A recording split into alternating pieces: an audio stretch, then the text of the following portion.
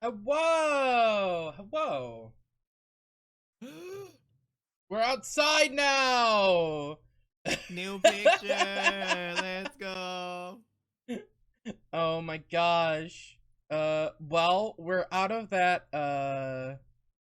we are, we are out of that motel, finally. We're here. I Uh, can't believe I brought a bowl of cereal outside to eat while watching the mountain. oh my gosh. I stole the cereal bowl from the hotel. Help. No! Well, welcome in, everyone. How's everyone doing today? Um, whoa, 1 of 4, Darcel Saber, bangers. Hello. Touch that grass. We're touching the grass. We're touching all that grass. Though I don't know if I want to touch this grass. There might be ticks in there. Um, I don't know. We don't know what's rolling around in this weird desert grass. This is desert grass. Oh my gosh. So, teacher's route is over. We're moving on. We're moving on to bigger and better things than TJ.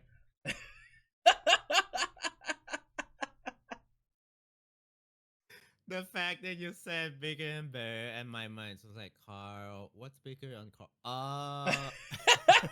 Twink Death? Oh my god. Twink Death. Oh my, you're right though. The twink, well, he's not dead. But oh, I need to actually grab Echo. Let's grab let's grab the game. Just grabs the entire concept of Echo on the mountains. It's like Mars. Astaroth, welcome in. Hey Rekumonti, how's it going?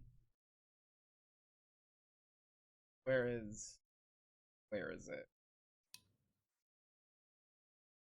The one thing you miss with my screen sharing is you don't get to see the cool like MCU Echo projects opening. Oh, it's okay. I have your stream up, so I saw it. No, no. When you Was it open the game separate? Echo, they have like the title Echo Project pop up. Um, Oh. and it shows like Arches and Echo, and uh. Mm. Hey Nova, how's it going? Um, but yeah, let me share this with you. Echo. There you go. So, does this title music fill you with dread yet?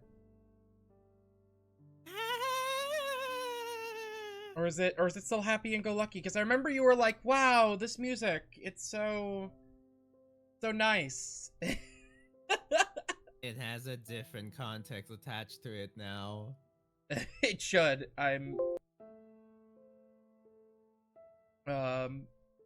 You will, the more you play the game, you'll be like, oh. Like, oh, these people are Oh. dead. They're absolutely fucking dead. There's no way other way around.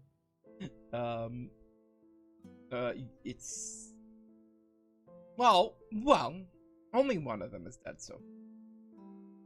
Oh. By the way, everyone, this is Fenn's first time. He's Echo Baby, so no spoilers in chat. We are starting a contentious route.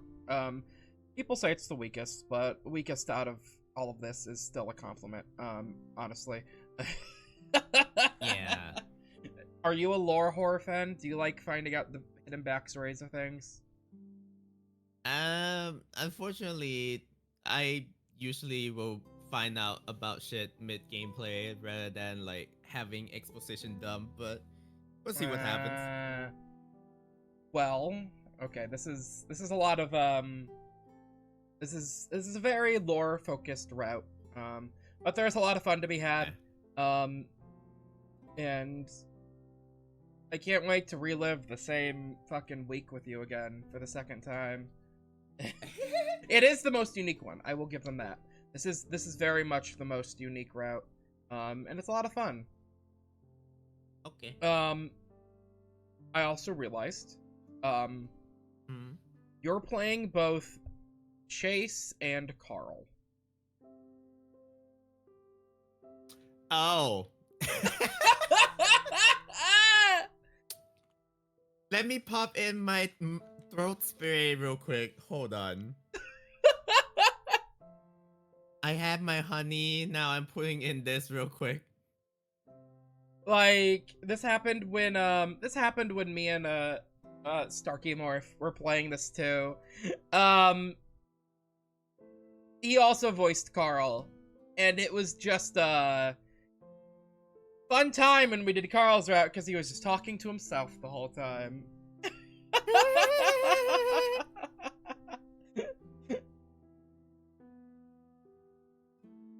Okay, let's mosey on over to the desert where our TV is, and let's get started. Let's go on over there. Hello, everyone! Hello! Where is... There's Echo.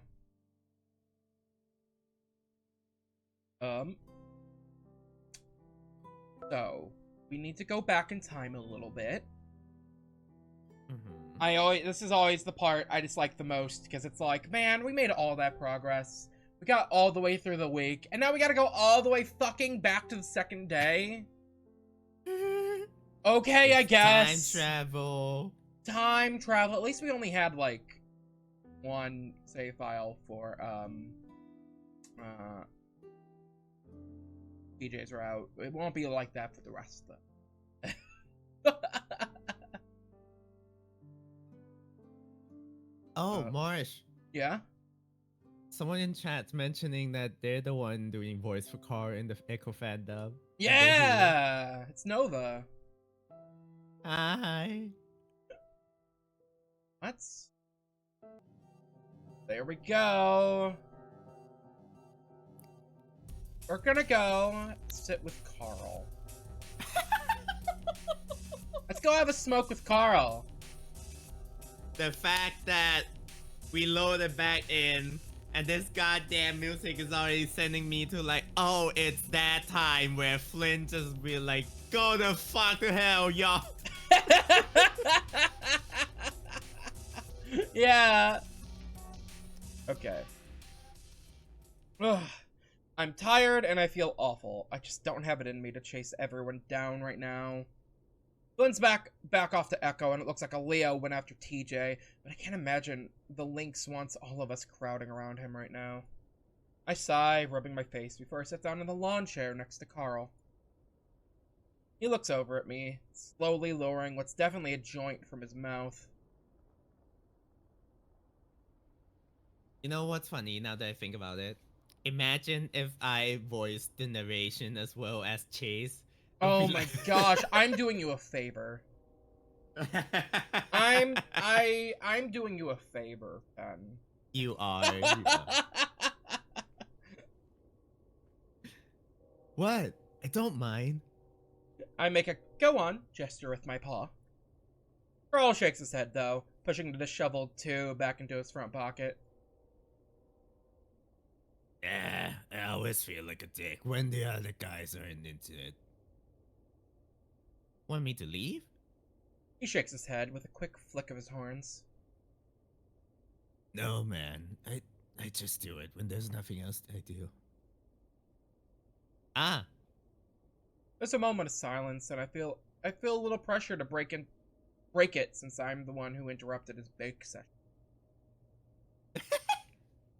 They call it bake session? Yeah, you get baked. I actually didn't know that. You didn't know getting high, you call it getting baked? I don't smoke, and I knew that.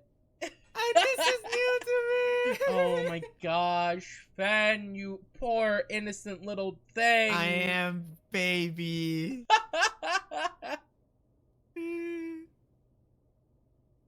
I actually tried it a few years ago. You did. That's true. Oh my god, I did. I did a year ago. I just smoked I had my first bag last year. Also, in the middle of a desert. Oh my god. That's so wild. Carl looks surprised. Oh, really? How was it? I shrug. Pretty bad. Wasn't a muffin, I think. Was yours in a muffin pen? No. I was straight up from a pen. Ah, okay. I figured you would have done like an edible. Yeah, apparently a friend of ours had like a pen, and then they handed it to me, and I'm like, how do I do this? And then he's just like, just breathe. And I'm like, how do I do like this? Didn't you get so high? Okay, here's the thing. I took the first hit, and I was like, I felt nothing. Maybe I need more. And then I did like a big huff. Oh no. And then like 5 minutes after, I'm like, why is this chocolate a cube? Oh my god. Fen! Oh my gosh. Ugh.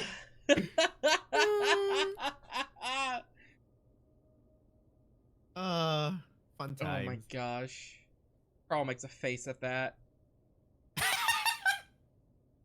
It's like he's so disappointed in there. Edibles. Yeah, well, I ended up eating one. Didn't feel anything for a while. Next thing I know, I've face down on the floor and everyone's freaking out. Shit, that sucks. So, we haven't read any of them yet, but there are little short stories for each character that are they put them in the game for the 1 year anniversary update, and they're like little like prequel stories, and Chase getting high. Sometimes the characters will mention a thing, and like they're like, oh yeah, this happened to me way back then, and it's just a prequel story. But there are a couple of them. Still. Oh my gosh, there are a couple of them that just like, wow, this really it puts a lot of things into context. There's one that we should read before maybe before Flynn's route. Maybe before Leo's route, because it's a story about Leo and Flynn, and it changes a lot of stuff. Huh. It's just a conversation between the two, and it's really good. A lot of these prequel stories are really good. Huh. It was kind of funny, but I don't think I'll ever try it again. Carl pulls the joint out of his pocket and holds it up. That's why you should use one of these. It's easier on the brain. Is your Carl voice similar to your who is that little gremlin character from Mega Man that Mag played? Who was it? At the very last Mega Man game, he has Dingo? No, not Dingo. The one that you were telling us to do, Shadow. Fucking Shadow Mick, was it? Yeah, it's you're kind of using the same like growl.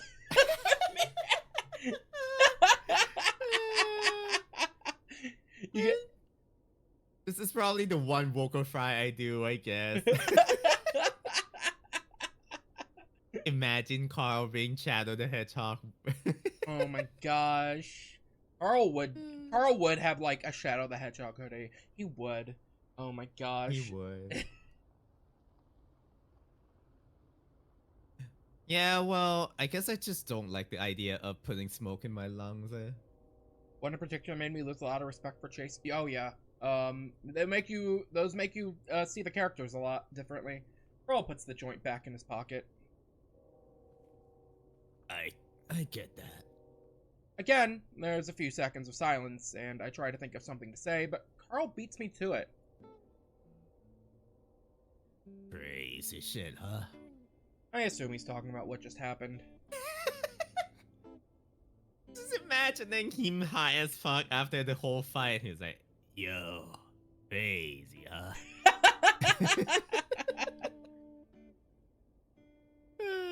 yeah, crazy. But you know how he is. He's regretting everything right now. Well, I guess I'd rather he just wouldn't say it in the first place. What he said to TJ, man, he picks on him a lot, but that was crossing the line. Carl scratches behind one of his horns, then rubs his nose. Well, yeah. I guess I never understood that either. Making fun of TJ is like making fun of a cloud. But Flynn doesn't mean it, usually. He likes TJ. I've noticed during the trip that Carl's been pretty defensive of Flynn, even though he's the butt of most of the Lizard's jokes. I'd seen Flynn trip Carl up and put him in several headlocks since I got here. You think getting older would change that, but I swear they roughhouse even more than they did before. I wonder why. I really wonder why. There is another prequel game called Benefits. Featuring Flynn and Carl, and I'm just gonna let you guess what happens with a name called Benefits. Yes. Oh my god! You know what? I would ship them. I would totally ship them, actually. Yes. Yes.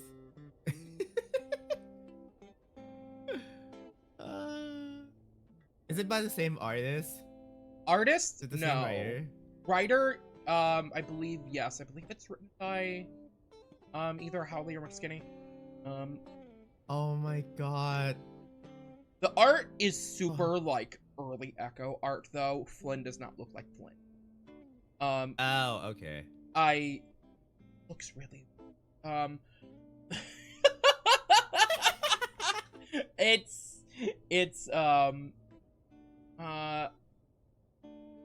yeah. I myself haven't read it because it is mostly porn. Oh. And I don't come to these characters for that. So, I'm Yeah, like, that's okay, fair. I got the synopsis. I know what happens. That's all I need to know. They do a little 69 and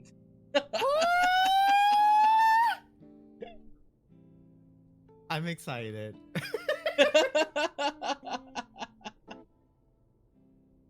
It Also, hi Thunder Punchy. Thunder punching. Whoa.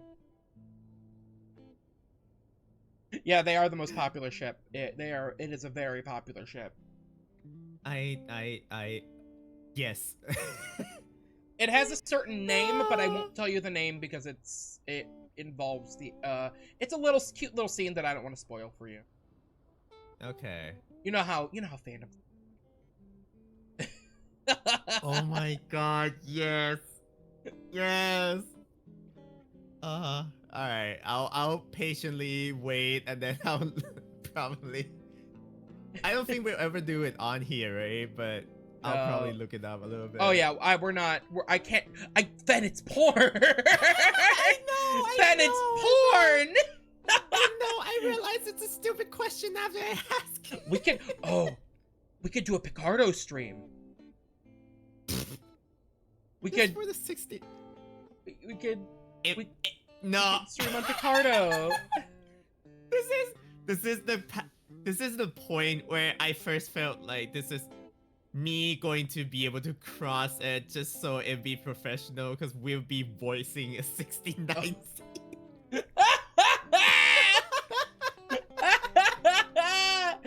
It would probably be mostly narration.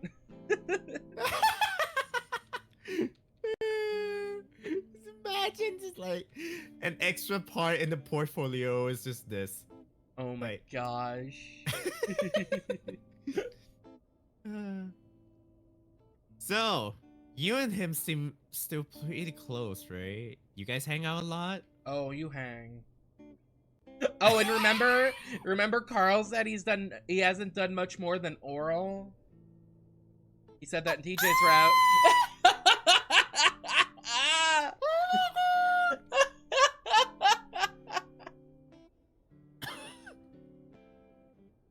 Oh my god. Yes!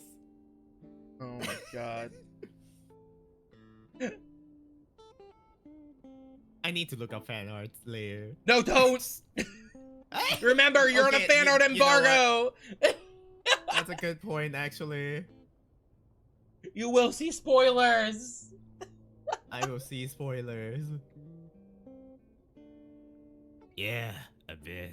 Mostly because there isn't much else to do. He's got a friend in Peyton that he hangs out with sometimes too. So what do you guys do? I know Flynn isn't into video games at all, and Carl probably doesn't care to go clubbing every other night. He shrugs.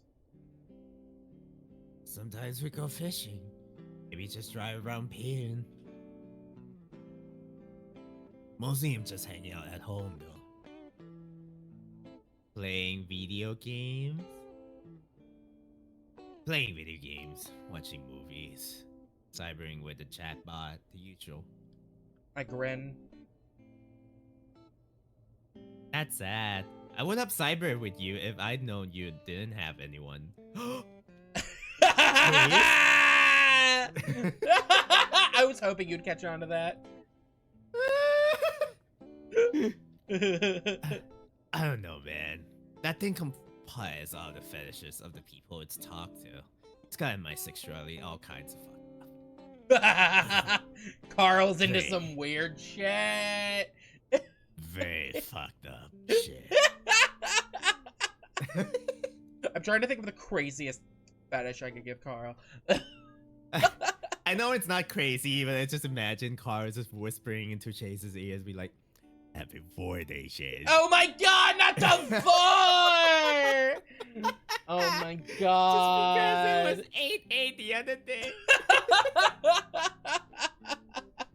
Oh my god. Yeah, hand holding fetish? Oh my god. They'd be fishing with their hooks alright. Oh my gosh.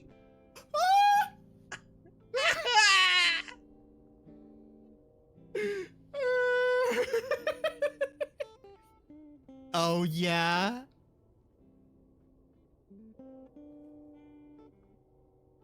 Yeah, seems like no matter what I say to her, she's tied up in some warehouse, blindfolded with a few missing limbs. Oh my Whoa! god!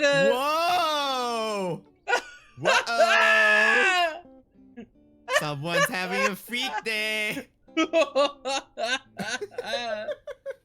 You know, people really like to make Dommy Carl. There's so much Dommy Carl fan art. Yes! Oh my god! Marsh, you're telling me not to look up fan arts because spoilers, but you're telling me all this and I'm like, There is a very popular fanfic. I don't know all that goes into it. I haven't read it. But I remember I was talking to McSkinny, and we were in the art chat together. McSkinny's one of the writers for VN. And he was talking about how that how that fanfic is like what do you call it? Like a pillar of just like oh my just god, like a big- big influence big into dick him. big dick gamer Carl is canon. Carl's too lazy to top, not in the fanfics. Oh my god. Oh my god. It's usually a lot of the fan art is Carl like sitting down playing games while Chase is just inhaling his magnum dong. Yo, I can't. Oh my I god, shouldn't be that's so talking hot. like this. This is gonna be. This That's is gonna get. so fucking This is hot. gonna get the YouTube VOD. totally Yeah. totally fucking removed. Oh my gosh. Oh. Oops. Anyway. Alright, let's add that bookmark so we can edit that part later. Bookmark. What bookmark? I'm just gonna throw it up on there and whatever happens, happens. Oh my gosh. Whoa! You underestimate my abilities. These there. two need to stop fucking flirting! The route just started! No, keep going. You a hornball. There's a reason why someone called me a horror streamer, and I'm like, yeah. A horror streamer? Oh my gosh. Okay, I'm not actually branding myself as horror streamer, but every time there's a raid and I'm like, hi everyone, my name's Sven, I'm a horror streamer. I'm like, wait, did I say horror or horror? Hey, And then I'm Bobonic! Hi. And then I'm like, okay, I'll stick by it. Why not? So, fun fact, when I first played this game ages ago, 2020, no, 2021, no, yeah, 2021, and I did our first route on stream. Bobonic was the voice of Carl. It was just natural, because, Nick was my roommate, and oh boy, I had to make the stoner play the stoner. Oh, that's amazing. God, Chase, you're such a whore! Oh, and it's in the swamp that comes out of nowhere halfway through. Oh my god. Carl has taste. Well, While you're not sexing up a robot, you doing anything else? He chuckles. I can't exactly get around myself anymore. So I guess your parents decided against getting you a new car? Yaru, welcome in! How you doing? Carl, the first route I played through? Hell yeah! Just reiterating, this is Stan's first time playing. So no spoilers, okay? Ugh! No! Oh. well, better take off that jacket and shirt. Gosh. Oop.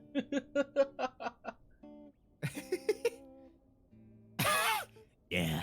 Oh, look at this. Look at Mars right now. Oh my god! It's like, oh, they can see us! Oh no! He leans over and pulls out his phone. I can't help but notice it's a top model brand, probably around $700. I feel like that's a little cheap nowadays. Yeah. Like, if it's back then holy shit. Yeah. But he's not showing me the phone. Instead, he presses at the screen a few times and swipes through some pictures. I swear I see an image of Flynn with his pants down, mooning the camera. You see, if I wouldn't have told you all that stuff, you would have been like, what? I am so down for this trip. Holy shit. Oh my god. Carl swipes over it pretty quickly, though. And now I'm looking at the image of a brand new sedan. Except the front is neatly folded up and around the pole of a stop sign.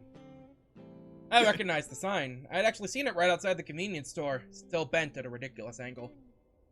Guess the town didn't care enough to get it fixed. The pole itself is almost embedded into the middle of the hood.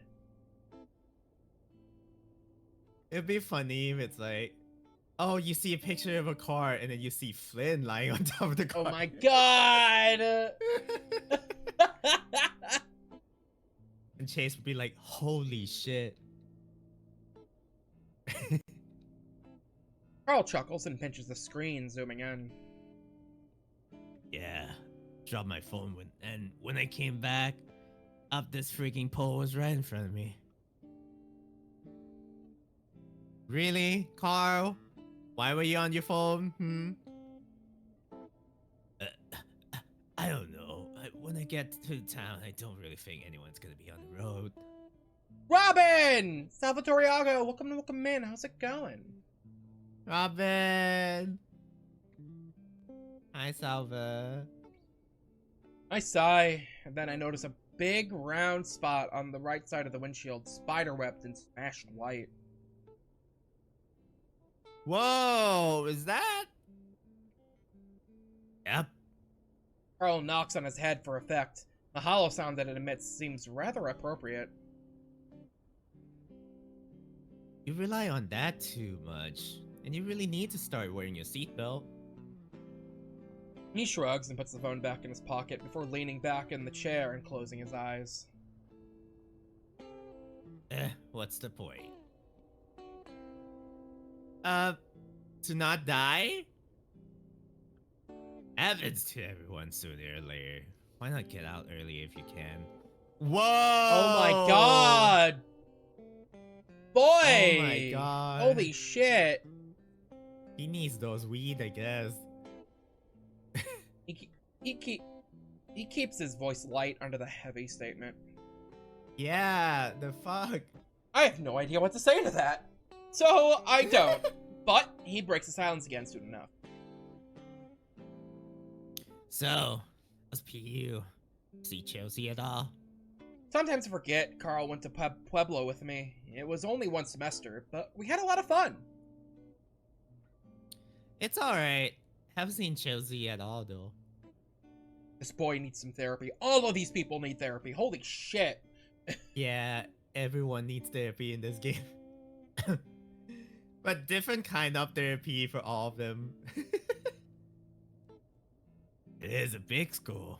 Anyway, what's that project thing you're doing? Just a news packet about Echo, really. Kinda about how it's falling apart. Huh. I've told him this much already, but Carl never remembers much. Might center it around the whole body and the mind thing that happened way back. Carl opens his eyes and looks at me. So, do you need, like, history stuff, like old books and records and stuff? Yeah, if it relates. Carl sits up straighter and grins. Well, why didn't you say so? We've got a ton of stuff in the crawl space from way back when. Carl needs Yeah? CBT. Chunter needs electroshock. Don't tell Carl he's getting CBT. He will think cock and ball torture, and he will probably be into it. I was about to say, he'd probably be into it. Oh my god. About the sexing up the bot earlier, yeah, he'd probably be into it. Yeah? What kind of stuff? Carl sets a hoof against one of the rocks circling the fire pit and starts rocking his chair back. Well, whatever my family kept over the years, that one guy, Carl snaps his fingers a few times. You know the guy founded this place, James? Yeah. Sure, I'm sorry. My meat just like got out of my mouth for a second. Carl was sober for like 0.5 seconds.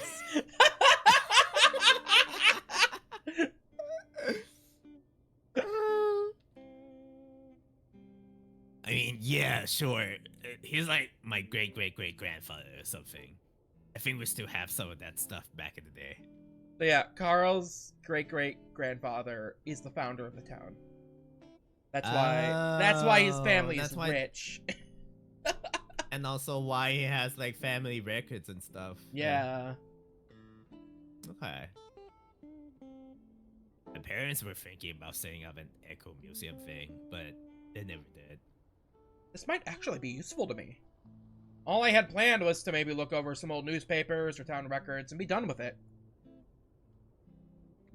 Actually, seeing some old stuff up close could be pretty cool. Tenchi, welcome in. Robin, 25 stream streak. Holy shit. Oh damn, let's go. Oh yeah, you are like at a 30 stream streak, and then no, Robin, that wasn't my ISP. The whole power grid went down. Oh wow. I had a power outage. Like, I started stream, and then right as I'm about to go to the main, like, the chatting screen, my power went out. Oh no. And so no one that was able to, like, that had, like, streaks and that was able to join. Oh. So yeah. It was fine for me. It was one of those days where I was not in a good mood. Like, at all. And I'm like, okay. Oh. I'm pulling myself out of this to stream, and I'm getting set up, and then and I'm like, fuck. Okay, I guess I'm going back to bed.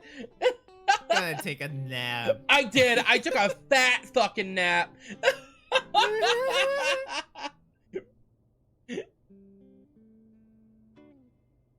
That might be good idea actually. Carl grins. Awesome. I was always kind of wanted to look through that stuff, but the crawl space is damn creepy. Free tonight? For the first time, Carl actually looks really excited. Oh wait, never mind. Flint's taking me to the dentist appointment early in the morning. How about around 11 tomorrow? Wow. Convenient therapy. I mean, not therapy. None of these people would actually go to therapy. I'm sorry. Dentist appointment. Wow. Dentist appointment. Working that jaw of yours, Carl?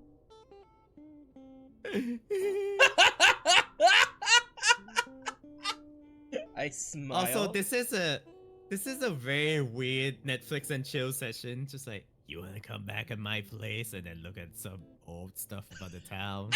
Chase. Not the playtime in this dusty old crawl space. I feel like that's how you get an infection. Oh my. An infection or a curse? Like. I don't know which one is worse, bacteria or curse of the old days. I smile. Sounds like a plan. Wow, Fen, you got a date. Yeah. Right after Flynn was like, "You're just going through us for sex, huh?" Oh yeah, that's right. It's like right after when Flynn was saying that. Yeah, and then Carl's like, "Wanna come to my place?" And you're like, "Fuck yeah, I do." I also love the fact that after all that fight, and then you're yelling at Carl, and then Carl's like, "Oh wait, Flynn's taking me to a dentist tomorrow." I would be like, are you still taking me to the dentist? What are we doing? Are you mad at me, or are we still, you're my ride? And then Flynn's gonna be like, you fat fuck. Alright, I'll take you. What an awkward ride.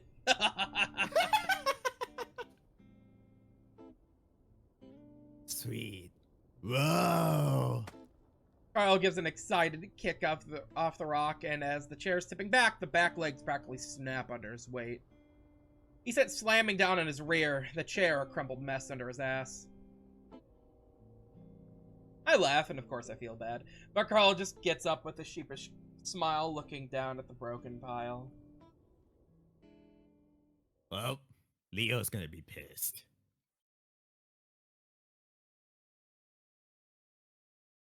I'm driving down the road alongside the lake. Carl's sitting next to me. He's in the chair that he broke. I keep telling him to wear a seatbelt, but he won't. I turn down a road I don't remember. It goes straight down towards the lake. For some reason, I can't stop. I brace myself for the impact, but I hardly feel anything. I just glide into the lake. I start trying to take off the seatbelt, but it's stuck. I look over at Carl, and he smiles before opening his door. Water rushes in, and he starts to step out.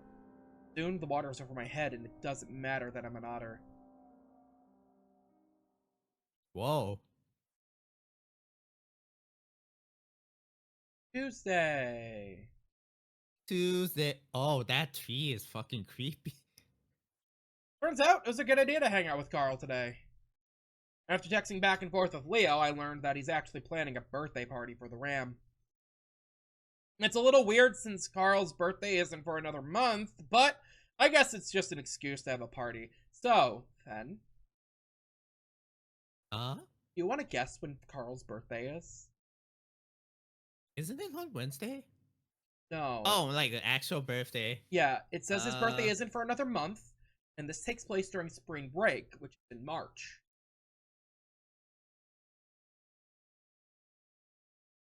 12th of April? No, Fen. What's the special day in April? I don't know national American holidays. 420 is Weed Day! Also, it's Are you fucking shitting me? also, no, his birthday is April 19th. One day before Weed Day! I mean, that's close enough, but still, that's funny. I love it. When I realized that, I'm like, wait, this is like March? And his birthday isn't for another month? Hold up. Hold up. I love it. Of course they gave the fucking We Stoner, the consumer, weed the day. wee birthday. oh my god. April 1st? not April Fool's Day.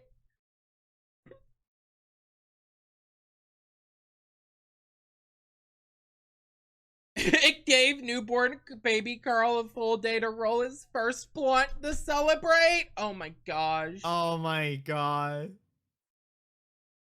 Leo tells me to keep Carl distracted for the day while they go shopping for decorations and gifts. He also tells me he'll get my gift for Carl, which is fine with me. TJ's pretty bummed though, considering it throws off his hiking plans, but Jenna promises him they'll at least hike half the trail. I want to talk to him. Right? Now that you read a route, you Yeah. can start seeing like, oh, we missed out on that. Not the hiking day. I want to talk to him, but he's acting pretty cold towards me, probably because I'm bailing on my promise to go with him. Aww. I drive to Carl's house because it's pretty far separated from the rest of Echo, up against the foothills of Paso Demonio mountain range. It'd probably take me 15 minutes to get up there, and there's no way in hell I'm doing that in this heat uphill when I've got a car. It would be pretty stupid to walk to Carl's, wouldn't it? Yeah. I agree on that. The main reason it's separated like this is because Carl's house is a mansion. Carl's family is loaded, a legacy that's followed them ever since Carl's great whatever struck it rich over 100 years ago. James Hendricks eventually went on to start an ice cream business, which, at this point, has spread out over most of the western half of the country. Carl's mom is the CEO, I think. Actually, now that I'm thinking about it, I should probably get some shots of the mansion, considering its role in the town's history. Most of the mansion has been demolished at this point, but I think parts of it are still from the original structure. Probably best to ask first, though. I walk up to the front door and ring the doorbell, listening to the fancy chime inside. I wait for about a minute, starting to wonder if Carl's asleep, or just high off his ass, when I hear some voices from behind the door. Definitely recognizing the crackly timbre of Carl's voice, along with the high tenor of Flynn's.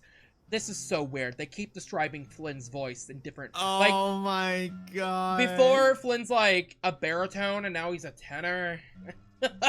Yeah. That's just something I've noticed, though, reading this like Flynn 5 Flynn's times. like has a special voice just for Carl. Oh my god! It's like when they finish fighting at the lake, Flynn be like, "Hey baby."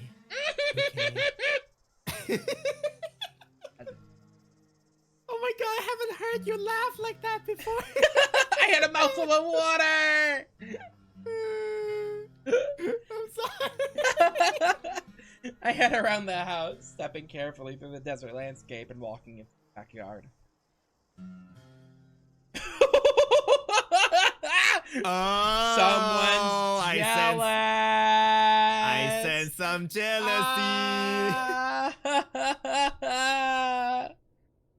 Oh my god. Because you want to make out with him?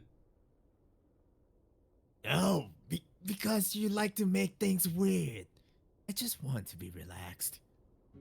That's when Carl notices me as I round the corner, clutching my camera back to my side. He's leaning over a bush with a giant set of clippers, while Flynn lounges against the wall, watching him. Whoa, Chase. Carl's ears perk and he grins. Oh, he's jealous.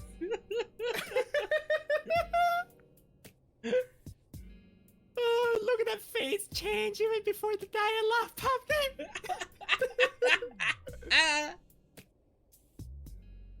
Now I feel bad being the third wheel here. Sorry, Flynn. Wonder if Flynn spoon feeds Carl ice cream? Oh my god. Oh, Not the yes. Flynn feeder fetish. Okay, I see how you are, strange. Carl rolls his big head at the lizard. Was supposed to be watching for you. Flynn doesn't look at me right away, instead choosing to pull the toothpick he's chewing on out of his muzzle to look at it. He's still embarrassed about yesterday. Good. This good. Good. That's alright. Wasn't hard to hear you guys from the front. Yeah, just doing some yard work. Obviously. Wow, Carl's getting all sweaty for you, Chase? Wow.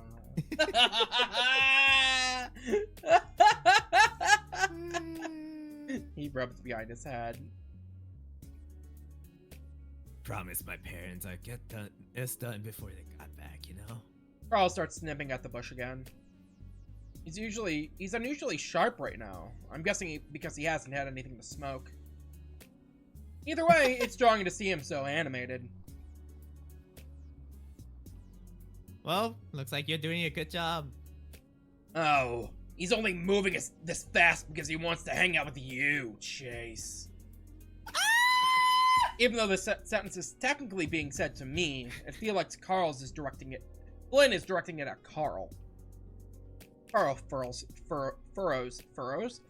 his brow. Why am I falling for Flynn? Flynn's such a baby. Oh my god! He is such baby girl! Flynn is baby girl! Flynn is my baby girl. Have I told you I have the Flynn Docky? Oh yeah, wait, you told me about the existence of it. You didn't tell me you have one. I have one. A Let's very go. generous viewer bought it for me off a throne. They also tried to Let's buy me go. the Amicus one, but it was out of stock. Aw. So I need to get the Amicus one. I have a Smoke Room character one too. I have my wife Cliff from the Smoke Room. So I need to get. Hey yo. I have my wife Cliff, my baby girl Flynn, and I need to get my husband Amicus. And then, oh my god, It'd be a one big family. I can't. Oh boy, those pillows for them though are so expensive. Yeah. Oh my god. This is how Mars practices poly relationship. Oh my This is my god! husband. This is my husband Amicus. This is my baby girl Flynn, and this is. Oh my god! Oh my. Also, I'm putting my shirt back on. Okay. This is my boyfriend Ryan. This is my husband Amicus. This is my baby girl Flynn. And this is my wife Cliff. I Would I get any others if they released? If they released like a Kobu one for where the demons lurks, I'd get it. I don't think they do that though. I have to be Kobu. I am the voice of Kobu after all. I have to get all the Kobu second merch. persona inside me. Kobu. I love him a lot. Oh, I can't wait till we read all of Echo and Fen just gets the Flendaki too. Oh my god, What? I can see my. What is the ship of Fen and Flynn called? Flen? Flen? Flen! Uh. But how does No, I'm gonna request that when I go to MFM, I'm like, Marsh, can you bring over your baby girl Daki so I can Oh see my! him It real is so torn up because I sleep with it every night, and it's like, you know how the fabric on it's very soft, so if you like scratch it, it like comes off. quick? Like, Yeah. yeah, it has a lot of like scratches. Aww. I don't want to bring my torn up Daki to MFF.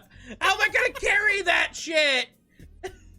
We need to make. Is this equivalent to like you going sleep over and then you bring in your favorite pillow and your friend's like, ooh. Oh my god. How am I gonna like fit all that? It's so big. We need to. So people have been doing cutouts of Cooper from Remember the Flowers and Leo. We need to have a Flynn cardboard cutout. We need to do a Flynn cardboard cutout. Oh my gosh. There is one furry con. Have you seen Dungeon Meshi? A little bit, yeah. Someone brought a Chilchuck cardboard cutout to a furry con one time. No fucking way. And it was like, what is he doing here? Why is Chilchuck at the furry convention? I love it. Oh my gosh.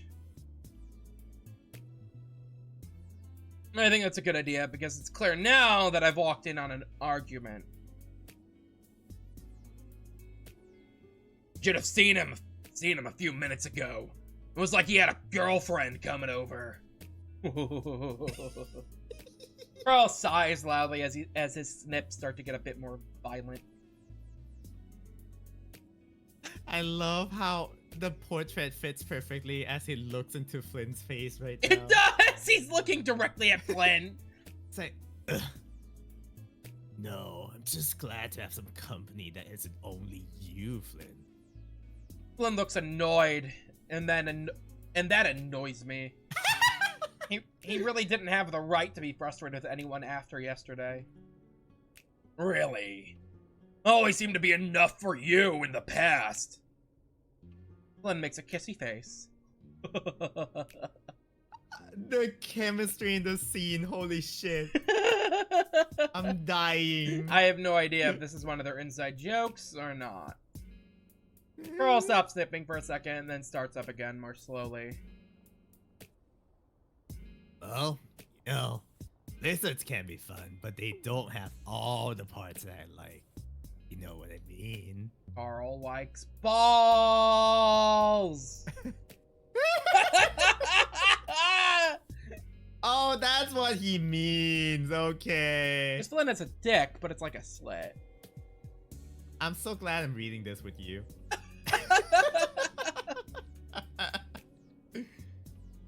If I read this alone, I'll be like, wait, what's missing on?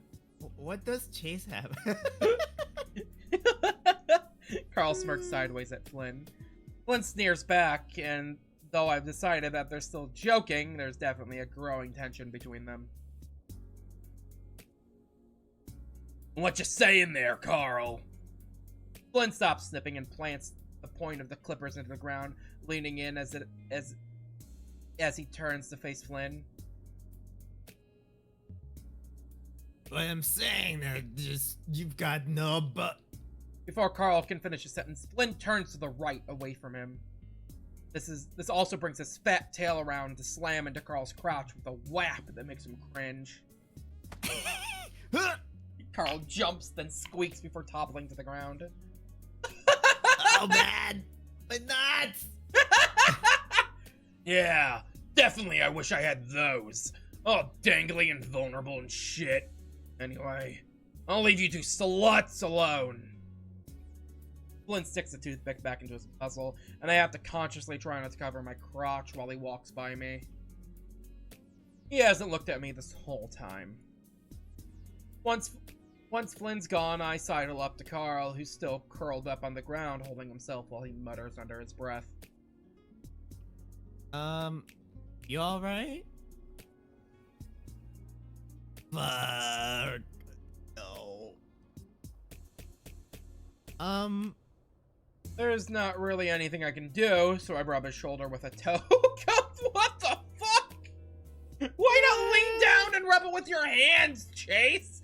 What the fuck? Get those grippers away!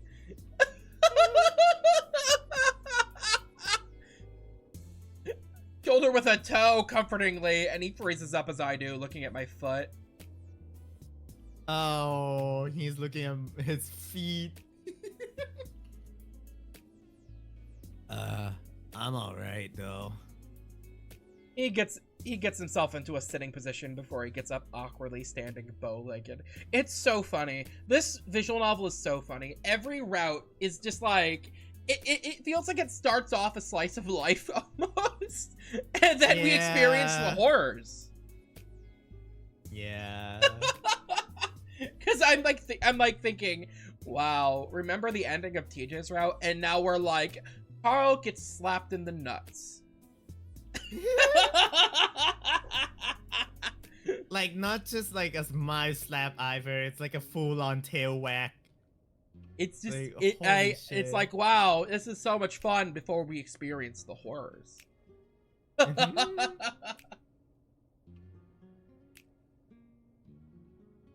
I forgot how much Flynn likes to hit people in the nuts. I'll get him back.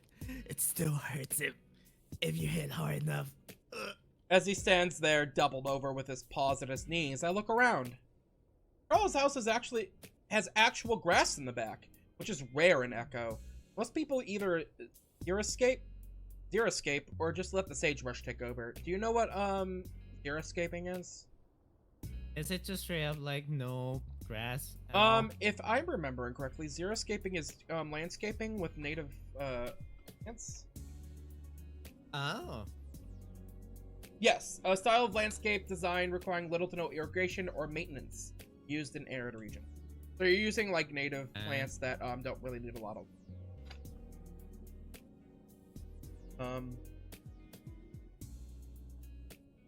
Another rarity are the two tall trees on either side of the yard.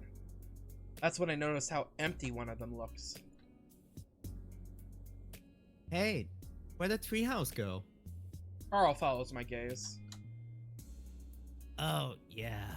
My dad took it down a few years ago. It was falling apart. His dad also built the treehouse. I can remember hanging out there playing on our portable game consoles with a fan at full blast. Even though it was still almost too hot to hang out up there. I walk up to the base of the tree and put my hand against the trunk, grinning. Man, remember all the shit we did up there? Carl shuffles up next to me, still bow-legged and grins too.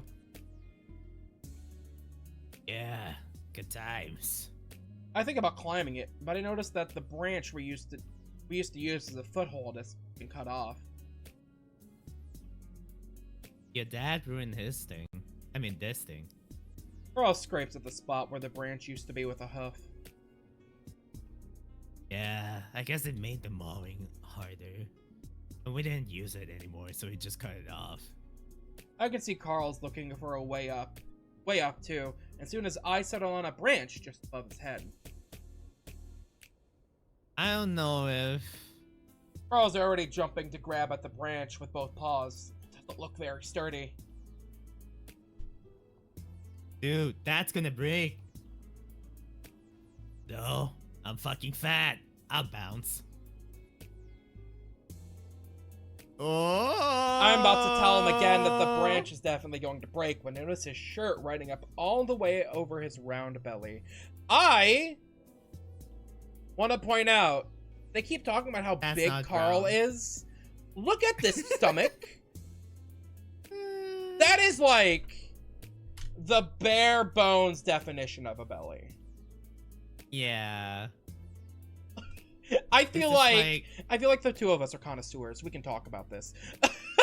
Yeah. I kind of get it in a way because it's like it's 10 years ago when this was made, right? Ish? Yeah. Or 15. Yeah, It's like 10 years ago. during those eras where belly is not as prominent as nowadays. But bears existed. Like, the bear gaze Yeah. existed. Yeah. This is just, I feel like, and I've seen this artist's work. I'm pretty sure he can draw He big can pull guys. it off. Yeah. He can pull it off. So this is like, I get it, Carl's also muscular, but like this is like mostly muscle. This isn't like, this needs to be at least a little rounder or have a little bit more overhang. This is Yeah. like, This I don't is know. pretty much like you ate too much on a Friday night and that's it. It's not like not us critiquing it's not the fat. belly. Also, like, when I see riding up all the way over his round belly, that's like pulled up. Yeah. Like when I think your Yeah. shirt riding up, I don't think it usually goes all the way up to your tits. Oh yeah. His tits are right here. Yeah. This is like Carl was like, check this out, pulls up his shirt and starts doing chin-ups on this. It's still funny to me how Chase's face is looking at it right now. It's just like Chase is Girl. down bad. Chase is fucking horny as fuck right now. This is so fucking horny. Yeah. Oh my This god. is the face of like you're looking through an entire gallery and then you just stumble upon one of the artworks and you're like, okay, you know what? This is hot.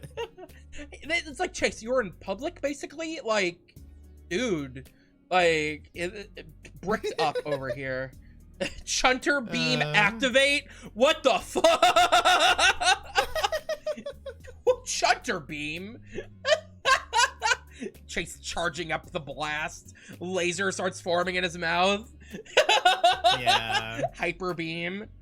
The Chunter is chunting. Oh my god. The Chunter is hunting. Oh, Chase Hunter, Shunter. Okay, Yeah, I Chunter. get it That's why we now. call him Chunter, because Chase Hunter. My Also like God. Chula, so Ah. The double fucking thumbs fat up on a face. Thursday afternoon. I'm glad you're here to be like, this is bare bones. Especially with how Carl describes himself. I get it. Carl is very self-deprecating. So he probably describes his belly as bigger than it is. But, they say round belly. Round. Yeah.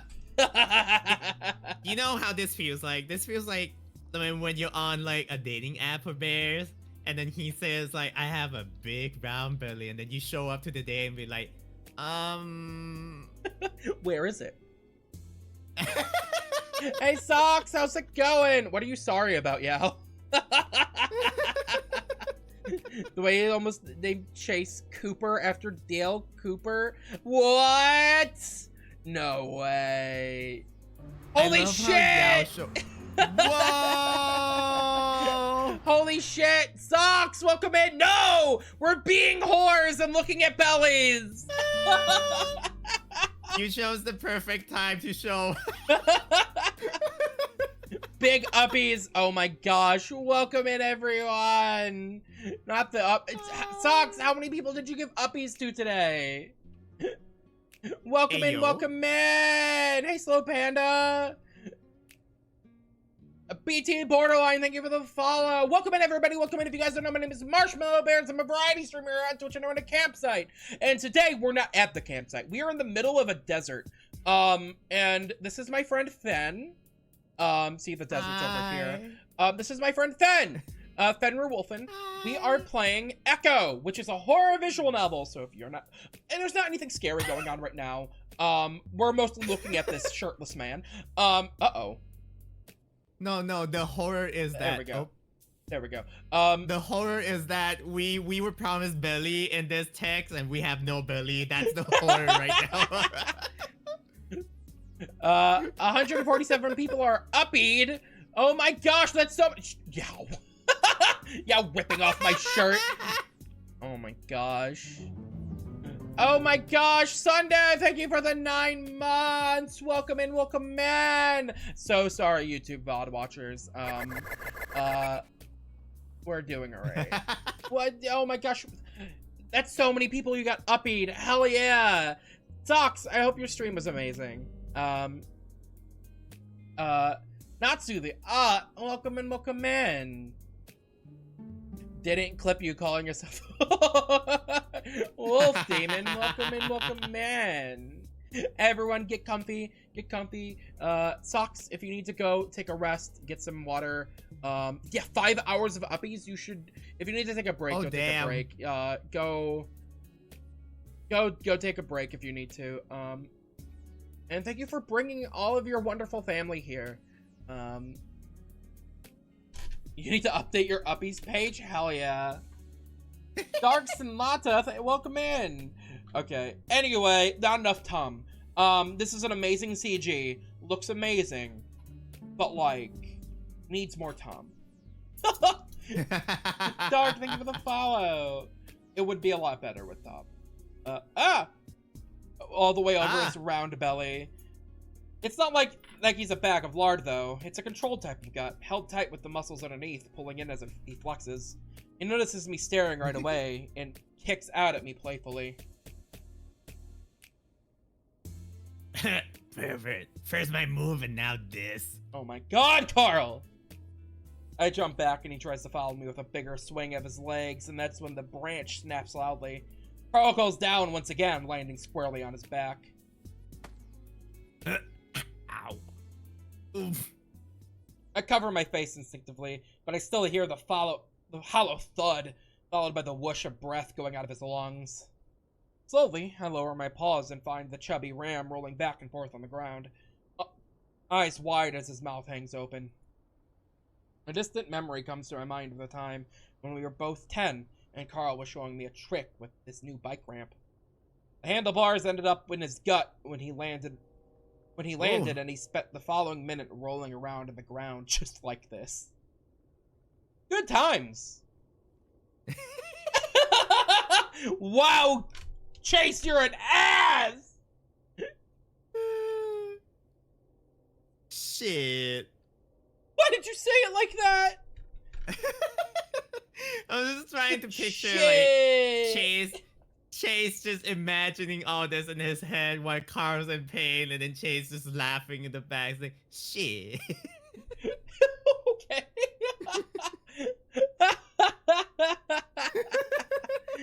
I suck in air through my teeth and kneel next to him again, patting him uselessly. After a few seconds of hesitation, I reach over and grab the front of the waistband of his shorts and pull him up on it. Wow. Hey, yo. Even though he's completely deflated, he looks at me with a bizarre expression and swats at my paw, giving a few breathless snorts as he tries to laugh. Hey, it's supposed to help you breathe. I've seen the coaches do it at school. I just gotta take your pants off, dude. Just let me... Bro, come on. Let me just take your pants off, bro. I'm realizing that Carl's way too heavy to arch up like that, so I give up and end up just petting his stomach, wishing I could help somehow. That's totally helping, Chase. Just like, you know, I'm gonna help you ease the pain. I'm gonna rub your belly. Yeah. You feel better now, yeah? Oh my gosh. Not Chase. My friend is in physical pain. I'm just going for the belly rubs. I'm gonna go to belly bar.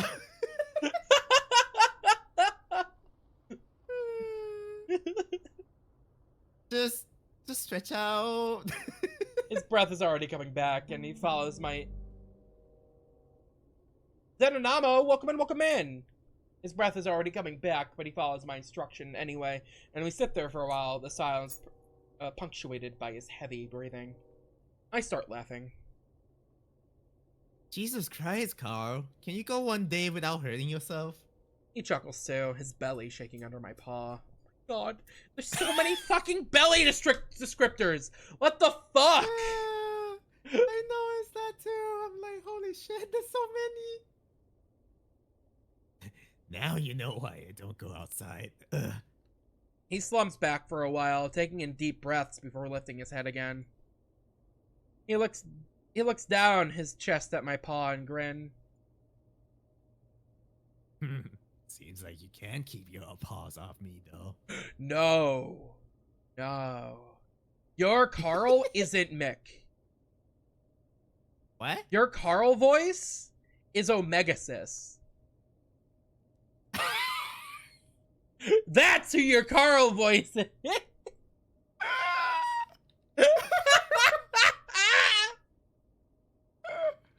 I didn't realize it until you said it. I'm like, oh my god. I'm like, you've done this voice before. Somewhere on Mega Man. Which is it? It was fucking Omegasis. It totally You is. moved from like, hey. Like you've lost the lazy stoner and you're gone all serious.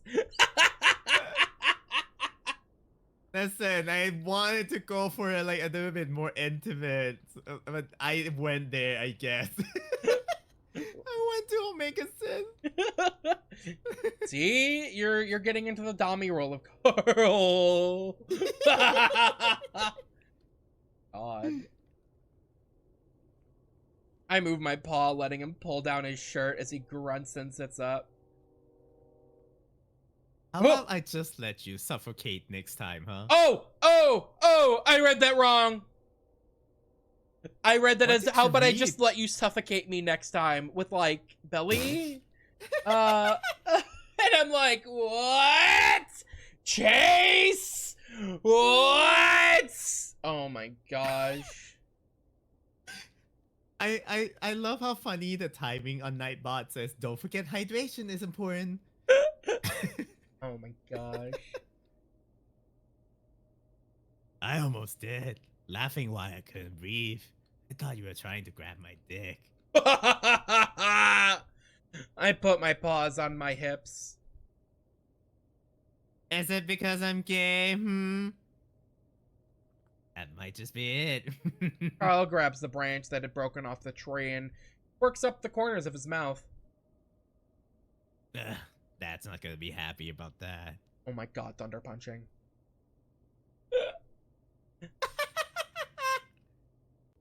Who cares? It's just a branch. You know, my dad. He gets up and tosses the branch over the fence into the desert, then turns back to me.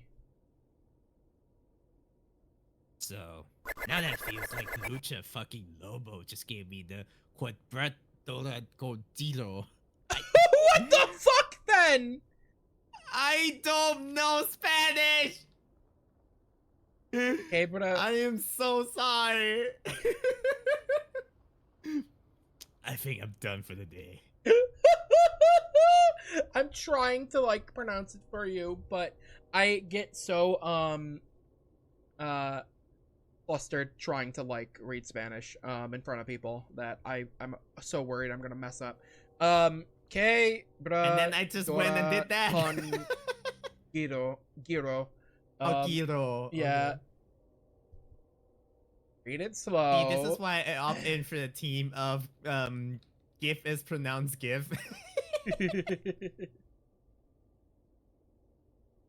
Wanna work on your project now? I'd honestly just rather hang out here with Carl, but the sun's enough to put a damper on that. Carl's house is like a labyrinth. I think he once told me that It has over 30 rooms, which is fucking insane. Holy shit. I've read this so many times and that still fucking takes me out. And by your project I mean your libido. Holy shit, Robin. Whenever in my brain space, okay, envision Carl's house, I've never been in an actual mansion. So I have a hard time envisioning a mansion, and I just kind of picture like a really big house.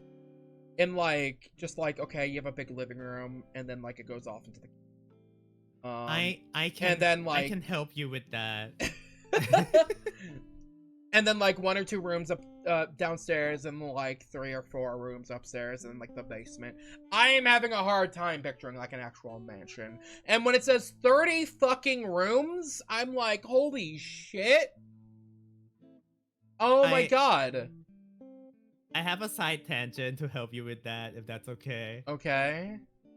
So I didn't realize back then during middle school, but I was in like a rich kid school. And then I never knew how rich they are until I went to one of their houses. And they have like a giant mansion in the middle, and there's like a fountain, and there's 2 houses on the side. And then we went into the main house, and then I was like, so where are we gonna do the project for tomorrow? And then he's like, oh no, this is my parents' house. We're going to like the leisure house on the side to do the side project. I'm like, whoa! What the fuck? Oh my god. So yeah, I can imagine what a mansion looks like. It's fucking huge. Holy shit. I can't imagine. I literally can't imagine that. And I've been in some pretty big houses. God. I don't know.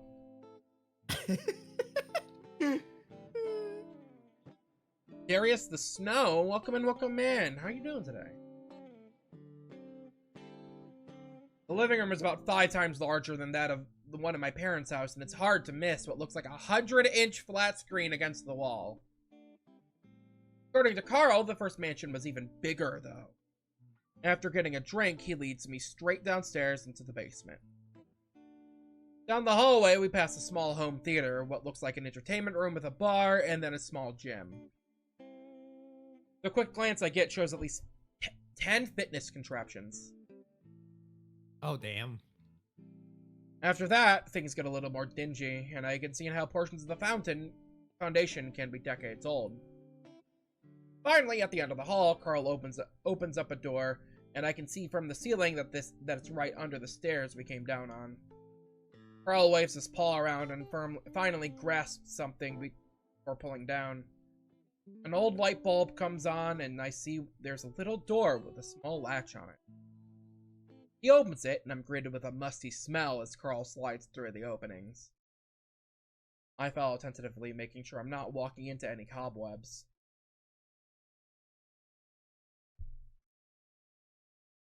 Are there a lot of spiders down here? I don't think so. We sprayed a few weeks ago. It's extremely dark, and I hear Carl grunting next to me. There's a floodlight here somewhere. Here it is. Like everything in this house, it's big for a crawl space. Pillars sprout from the ground in 2 rows that stretch back almost into darkness. The ground is covered in a tarp, and I see dozens of plastic bins lining the wall. I'm like, this is not a crawl space. This is like straight up our horror game. Holy shit. This is straight up Five Nights at Freddy Carl's House edition. 30 rooms, but infinite crawl space. Oh my gosh. You see something skitter through the darkness.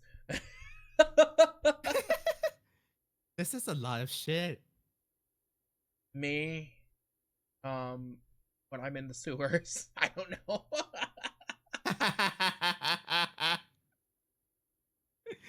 Yep. It's a few generations worth of shit. I walk over the tarp and look into one of the bins, but all I can see is clumps of cloth and towels through cloudy plastic. Carl walks past me straight towards the back of the crawl space, his big hoofs clopping loudly. I actually helped them sort throughout all this stuff last year. So I think I know where it is. I follow him, but it's hard to see in the darkness. Should we get a flashlight? Nah, it's only in two tubs, I think. We'll just pull them to the front. I stand off to the side as I watch him push bins around, looking at the labels on top. I look over at one of them and I see Home Movies written on it, and it's filled with cassettes. Don't remind me. I look up and see that Carl's noticed me staring at the bin.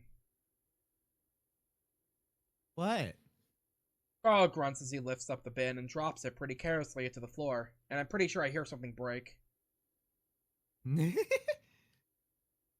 Mom had me help her convert all that to digital. Took a fucking year. Wow. Yeah, it's in the cloud now. You're actually in a lot of those videos. Huh? Really? Yeah, birthday parties and shit. Of course I would be. Carl's dad practically had a video camera glued to his eye back in the day. I used to hang out with Carl almost as much as I did Leo once we started going out. I even went to their family vacation a few times. But then, me going out with Leo changed things. Looking back, I think Carl was kind of unhappy with that. We can watch a few once we're done here if you want. Sure. That sounded like an old person thing to do, but I am curious. Found it. Carl slides out 2 plastic bins, and I see history written on the top. Help me carry one. Carl lifts up the top one and starts waddling back to the front. I bend over and lift the second one, and I'm surprised at how fucking heavy it is. I'm worried I'm not gonna get it off the ground for a few seconds, but I manage after a while. If Carl's bin is as heavy as mine, then he's a fucking beast at being able to lift and carry it like that. I stagger after him, almost certain that I'm going to go head first into a wall. Once I make it back near the stairs, I bend over to set down my bin, and that's when I see a massive spider sitting on the lid. It takes about half a second for me to recognize the black shape and spindly legs. What's up with Chase finding spiders and shit? It's a theme. It is certainly a theme here. Oh, fuck! I scream and drop the bin, and before I know it, I'm halfway back from where we came, panting and shivering. Holy shit, what happened? I tremble and try to steady my voice. A fucking spider? What? You still really scared of those? Man, for a second I thought my sister came home and then got murdered. You told me there weren't any. I didn't say that. I just said we sprayed. Just get rid of it, please. At this point, I've shuffled a little closer back to the light, and I can see Carl grinning as he bends over and look at the lid of the bin. Whoa, it's got babies on its back. Oh, ew, ew. My body gives a violent, involuntary spasm, and I shake my paws like a little fucking girl. Stop it! He glances at me with that stupid smile still on his face. Wow, that was gay. But seriously, it's got a bunch of tiny babies on its back. I think it's a wolf spider. I swear I'm gonna pass the hell out if he doesn't stop talking! I cover my face. Please! Why are you guys chanting a Chuntussi in chat? Why are you chanting Chuntussi? Alright. I didn't know you were that scared of them. You should probably get that checked out. Oh my god! Considering that I'd almost crashed my car into the garage in my parents' house when a spider crawled out of the AC, he was probably right. Just kill it, Please. Why would I do that? I watch as he tilts the bin sideways. It's not gonna hurt anyone. I want to tell him that those babies are only gonna grow into 100 more giant wolf spiders. But I realize I'll just come up as a bloodthirsty asshole, so I bite my lip as a black spot skitter off into the... I walk back towards Carl, hugging my shoulders as I try to control the chills running. Now I'm gonna be paranoid the whole time that it's gonna come out to get me. Carl rubs my back when I stand next to him. You know, they actually clean up a lot of other bugs that get into the house. Yeah, well, I'd rather be covered in ants than spiders. It's clear he's trying not to laugh at me as he starts popping the lid off his bin. On the top are a few framed pictures, and under those are a few more cardboard boxes. I release the latch on the other bin, keeping my eye up for any black spots that might jump out at me. This one is filled with bundles wrapped in cloth or paper. Carl drags his bin to the steps so that he can sit on them, and I follow suit. So, how do you think you use this stuff? I unwrap a smaller bundle and look at the gold pocket watch underneath. Oh, wow. Oh, well, not totally sure. Depends on what we find. Might film a few things. There's a paper tag attached to the chain with a Robert Hendricks written on it. Who's this? Carl gives it a glance. No idea. Probably a great uncle or something. I wrap the pocket watch and reach back into the bin to pull out the next item. There's something really cool about old stuff. My mind wanders to who might have made it, who bought it, and how much shit it must have seen. History was my first choice to major in, but Dad put a stop to that pretty quick. I pull out various things: dolls, a pipe, coins, another pocket watch. I feel like this is worth a lot of money. Why don't they sell it? Probably, but it's family stuff. I still think they want to do the museum. He gives another awkward cough. Besides, we already got plenty of money. He's got the binder open, looking at a black and white photos behind the plastic. Hey, this is him, right? He points at a picture of a very dignified-looking ram, thumbs in his vest, wearing one of those big top hats. A fox stands next to him in a similar pose. I can see a piece of yellowed paper set behind the photo, and I tug it out. James Hendricks. Yep, definitely him. And John began... Huh? That's Jenna's last name. Carl's phone starts to buzz, and he grunts as he leans back to pull it out of his pocket. Hey. Hey, Mom. Helping Chase with this project. No, of course not. I look over him, and he gets up and clops back up the steps. Looking back down at the picture, I wonder if it's just coincidence, but I don't think so. Jenna's family has been an Echo since the beginning, too. But this guy definitely has to be a relative of some kind. I take a picture of the photograph with my phone. I'll show it to Jenna later and ask if she knows anything about it. To do that without a car? Carl raises his voice, so I look back up the steps, wondering if I should close the door. Hearing him angry like that doesn't feel right. His parents were always hard on him, but I guess they had their reasons. I spend the next 20 minutes shuffling through the bins, trying to be careful not to break anything. I decide I have enough to put the lids back on the bins, aligning the stuff I picked out along one of the steps, since I don't have anywhere else to put it. By the time I head back into the actual basement, Carl's gone. As I approach Carl's room, I smell it before I even open the door. He's reclined on his bed, an arm thrown over his face, the big window above him open. Clothes are scattered all over the floor, along with a few empty water bottles and bowls. Every inch of the walls are covered in posters, like I remember, along with a few on the ceiling. Bookcases line the opposite wall, filled to the brim with comics and toys. He raises up his arms as I walk in and smiles. Sorry about the mess, dude. It's hard to keep everything clean when my parents aren't here to yell at me about it. The lazy, cackly sounds in his voice is returned full force. His eyes are distant. It's okay. Are you okay? He grins toothily. Dude, I'm more than okay. Since there's nowhere else to sit, I end up sitting down on the foot of his bed.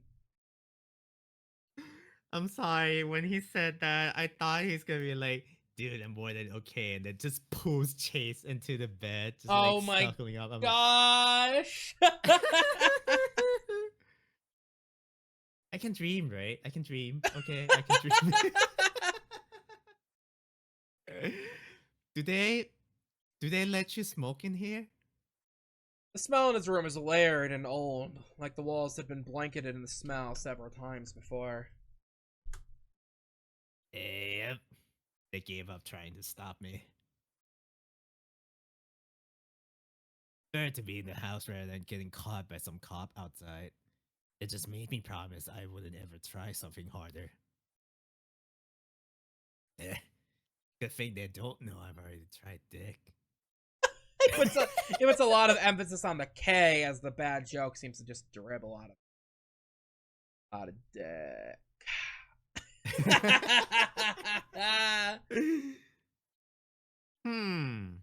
I lean back in the bed, and that's when I notice his flat screen, just a 40-inch, is on a list of video files displayed on it. I'm imagining Chase saying as he licks his lip. As Oh my god! I totally see Chase doing it, not gonna lie. What you watching? Oh! Carl grunts as he sits up and reaches for a game controller. Our old home movies. I was gonna show you some of them. Wow, you got really gravelly there. Be careful, don't throw your voice out.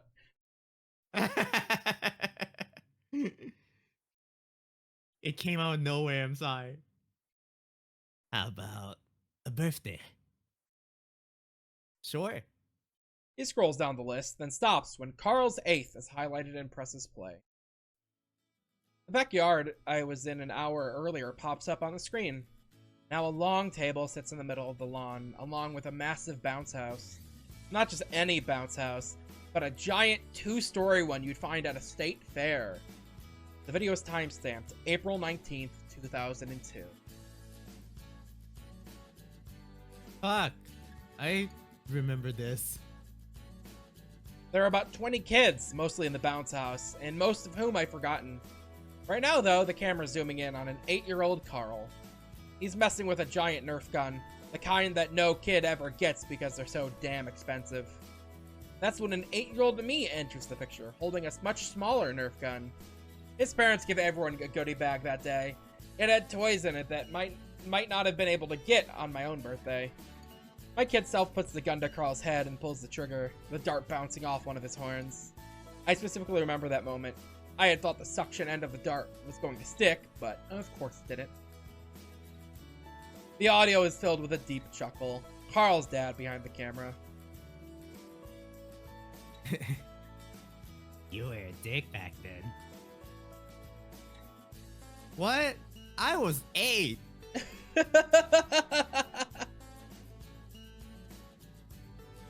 Still, you blew out all my candles. Oh, yeah. He got so mad about that. I start to settle back and smile. It's been a long time since I've watched a home movie, and I've forgotten how nice it is to have this method of looking back. Kind of like when I get stuck on scrolling through all the old images on my phone. The younger self is trying to help Carl with the gun, lifting up the end of the barrel and looking into the opening. Careful! Kid Chase pulls his head back with a jolt as Carl's dad yells, then mutters behind the camera. Let's see how long it takes him to trick Carl into trading with him. Carl's dad sounds exasperated, but good-natured. It still makes me blush a bit, not knowing how aware Jim was of me taking advantage of his son. Our struggles with the Nerf gun gets the attention of another kid, though. My breath catches in my throat as Sydney bounces into frame. I can feel Carl tense up next to me, too, and he starts to lean for the game controller. And here comes the Mormon boy.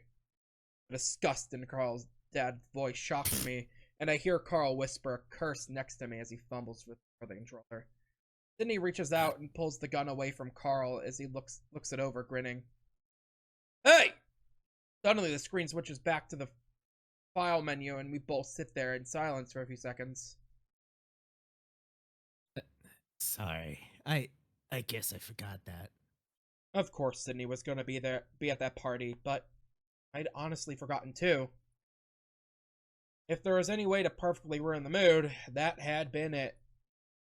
I glance over at Carl and see him looking down at the gamepad, ears lowered, the insides red. Hey, it's okay. I mean, maybe it's a good thing to watch. My dad. I didn't know he'd say that. I'd rather not find out what else he said. Oh, yeah. I look around, trying to find something, anything to distract us from what just happened. My eyes fall on the shelf holding Carl's game library. Wanna play a game? Smash Bros? It's just like old times as we co-op through Winter Castle. The fact that he still has this old game save from when he was in college makes it all the more nostalgic. I get so into it that it gets dark outside without me knowing, and pretty soon I'm looking out at the purple sky reluctantly. About time to go back, I guess. Carl sighs and pauses the game before stretching and dropping the controller onto his bed. Oh, come on. Sure you can't stick around? I don't know. I don't have any clothes or toothbrush. We can walk over and get them. Carl seems pretty determined to make me stay, and there's not one reason why I can't, so I relent. Alright. Yeah, this could be fun. Yes. Carl looks happy and almost relieved. It'll just be like old times. He rolls to his hooves. And speaking of old times, let's make a pizza. I suddenly caught Carl's enthusiasm. We go into the massive kitchen and pull a big frozen pizza out of the fridge. And while it bakes, we sit at the counter and talk. At this point, the haze of pot is lifted from Carl's face, and he's animated and excited again, swiveling on one of the counter stools. For the first time in almost 10 years, I'm giddy and excited in the way you only get when you're at a sleepover. It makes it a little jarring when he pulls out some beers, but I'm happy to have a few, and we guzzle them down as we talk about past sleepovers. Pretty soon, her reminiscing drifts into the present, and that's when the conversation slows a bit, Carl having less to say. I try to change the subject and tell him that he should come back to school. He just smiles and shakes his head.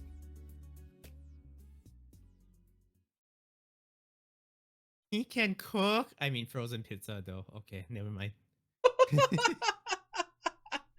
Were you almost like a man who can cook? Ah, my dreams. Listen, a dumb man who can cook, has a belly, has game save files, and is rich. Ben. Are you denying? Ben. What?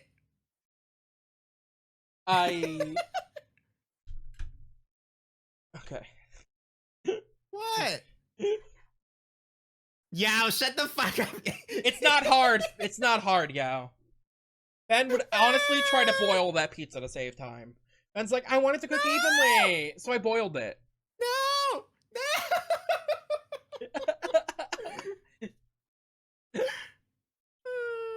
I sent water burgers to Fen, and Fen was like, yes, that's me. And it was the most disgusting thing I've ever seen.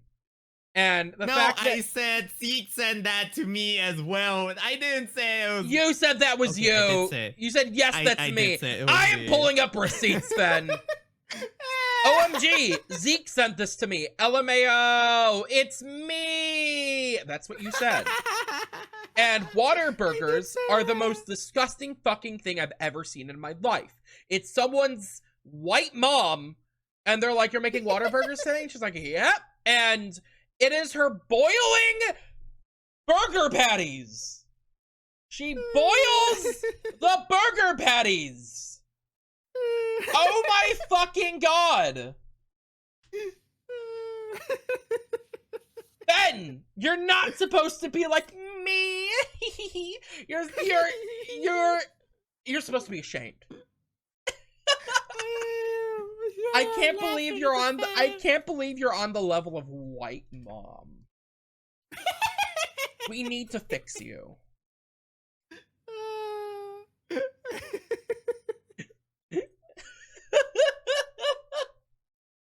Anyway, back to judging Fen and their stoner BF.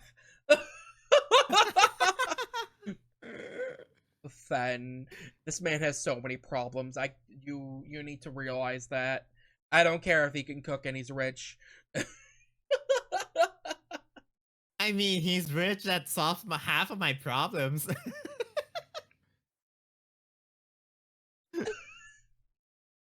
Correction, that Ben- solves like 100% of my problems. Ben wants a sugar daddy. I'm not denying. Oh my god!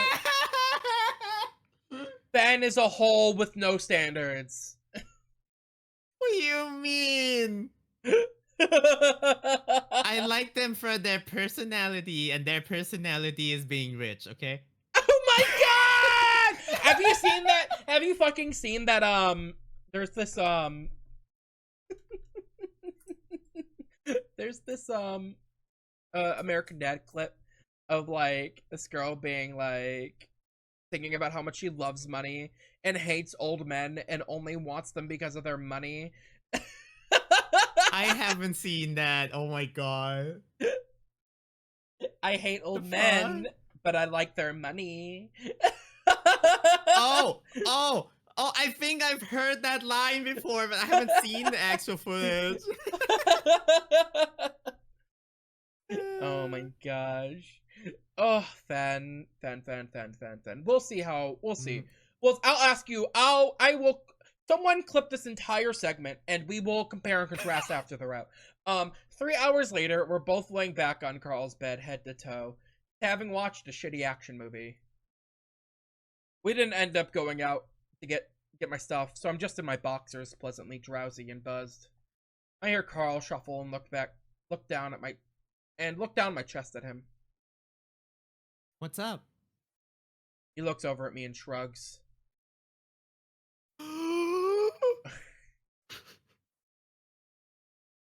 Uh-huh. I'm sorry. I need a bit. I need a bit.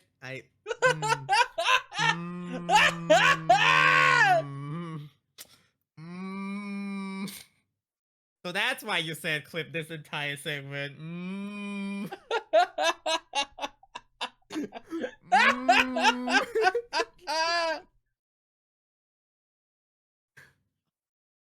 Let's take a quick peek. Let's take a quick peek. Okay, there you go. I cannot do this. I cannot do this. I should dig up my old Echo files because I have the old versions of the game where the unused naked sprites are, so I could send those to you.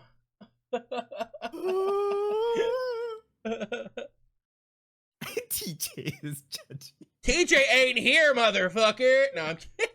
Yeah. TJ's crying with Jenna. It's just me and Carl now. It's just me and my rich Rami husband, Carl. Husband? Wow! That's what they said in chat. You're getting married already? When's the ceremony?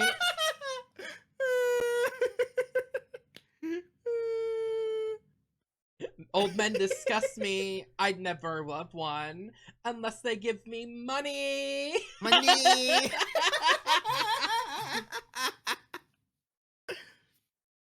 Oh my god. Listen, it's the atmosphere of like you're watching a shitty action movie and you're sitting on the bed in the boxers with him and he's in boxers as well. I'm like, mwah.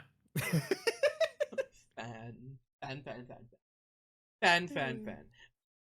This is you guys are Hi. actively seeing the asexual and then the asexual Marsh and the like completely sexual Fen. Completely opposite of asexual. Not Robin gifting a sub to Splenda, Daddy. Oh my gosh. Ben got pregnant. Yeah, when's the baby shower? Carl is matching Ben's freak right now. Carl's not doing anything. He's in his boxers. He's just existing. No, he's on his phone while watching the movie, cybering with the bot. Oh my god. Oh my god. All right, here we go. I can do this. I can do this. I can do this. Nothing. Just thinking.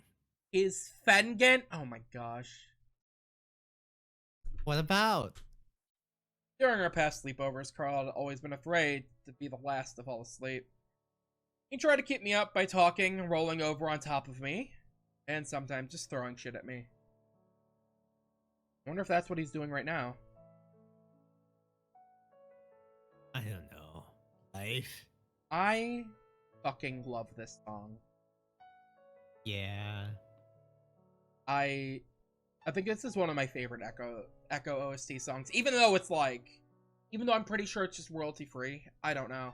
I love this song.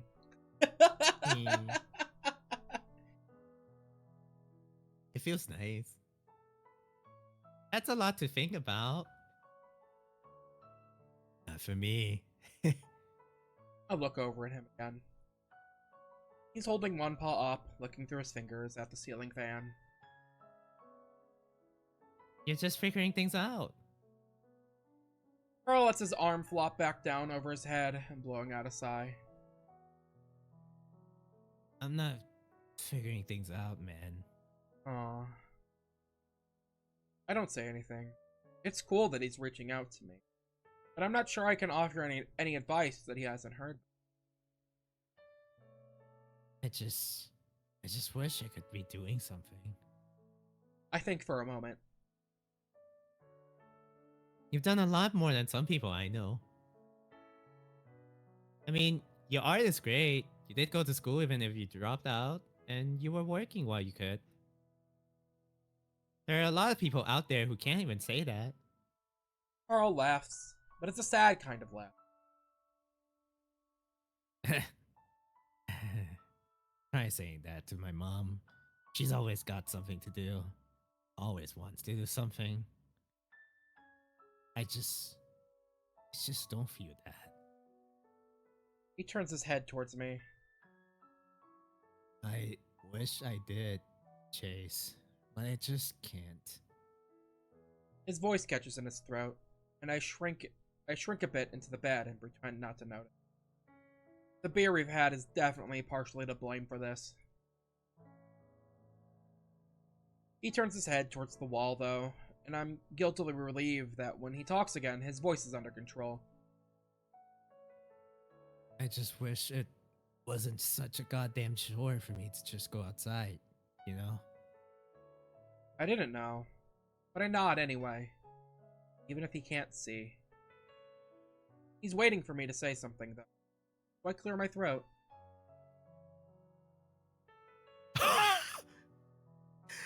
That's so fucking mean for the first choice. Okay, but here's the thing. Is it fine? What Carl is describing, is it actually fine for him, like, because he's describing just this lack of drive to do anything. and you just saying, "Oh, it's fine. That's fine." Is that Oh, smart that's to a do? good point. That's smart to say. That's a good point. Um, But still, in this moment where he's opening up, and then you just hit him in the face again with "you have a problem" sounds a lot like both of these choices are kind of fucked up in their own ways. mhm. Hmm. None of these it's not either. Neither of them are very good. I wish they were worded better. Because Yeah. saying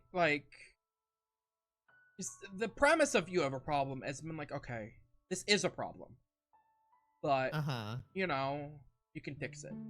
It's better. Yeah. And saying but just saying it's fine isn't good either. But if you said something it's fine to feel this way every now, but you can fix it. It's both of these could work, but we don't know.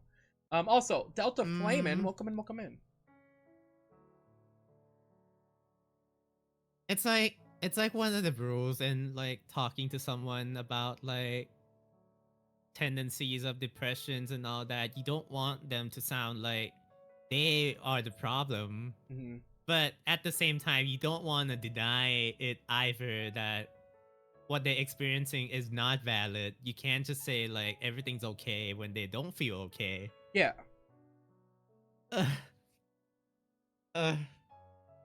Oh my god, thunder punching. What did Thunder Punching say? Where's the let me help you with those screwed up? Oh my god! Oh my god! Not now! He's opening up about his fucking depression, my dude! It's literally said, it takes so much energy for me to go outside. This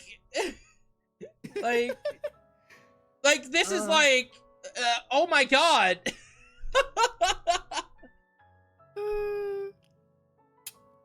Oh, this is such a tough choice to make. Oh, by the way, Fan.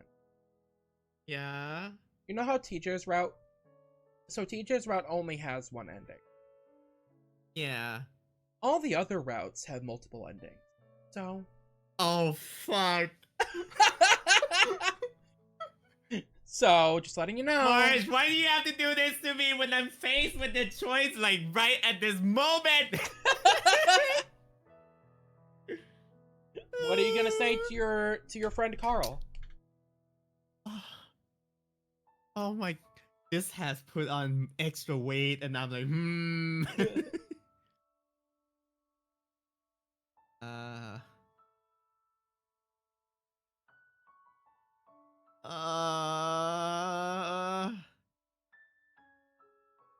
can we go back 3 dialogues real quick? Okay. Let's see. She always wants to do something. Let's see. There are a lot of people who can't even say that. Your art is great. You did go to school, even if you dropped out. And you were working while you could. Saying that to my mom. She's always got something to... Always wants to do something. Just don't feel that. I wish I did, Chase. Just can't. And then...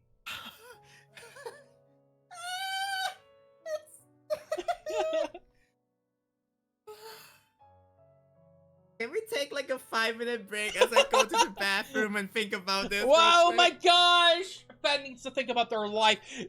But Carl's here. He's right here. He's standing there. You can't just be like, dude, I gotta take a break. You're in the middle of conversation, Fen.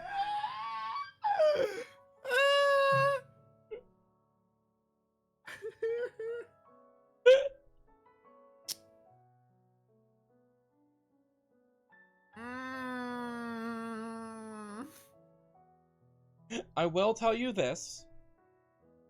The way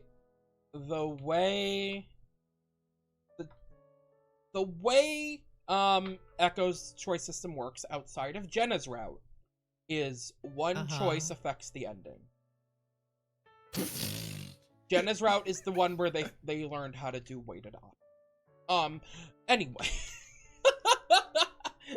So That doesn't help. so It means this choice is heavier than it should be. oh my god, Yao! Blows up Carl with mind? Open your arms to Carl. Fen literally being the problem. Pick the third option? What's the third option? His tits? You can't solve everything with horny, Robin. I will say it's fine. It's fine? Okay, it's fine. Okay. I'm so glad because Chase's response to this would be exactly something I would say to a friend. And it's just like it's fine to feel this way kind of deal. Like you don't have to push yourself like too hard, just let it feel, just let your body feel. So I'm glad. You know, Carl, some people are just like that. He looks down at me, but doesn't say anything. If it's so hard to get out, then just don't. Ooh! That's probably not what I'm gonna say. People figure things out eventually, and if you always just want to stay home, then do that. Ooh! Chase! Just try to figure out a way to sustain yourself. That's pretty much the gist of what my therapist told me. Do what makes you happy. Bad therapist. Wow, Chase actually did go to therapy, and I think it made him worse. He watches me for a few seconds. So, is all that, are all those problems you had taken care of now? I hope so. We lay in silence for a while before I finally speak up.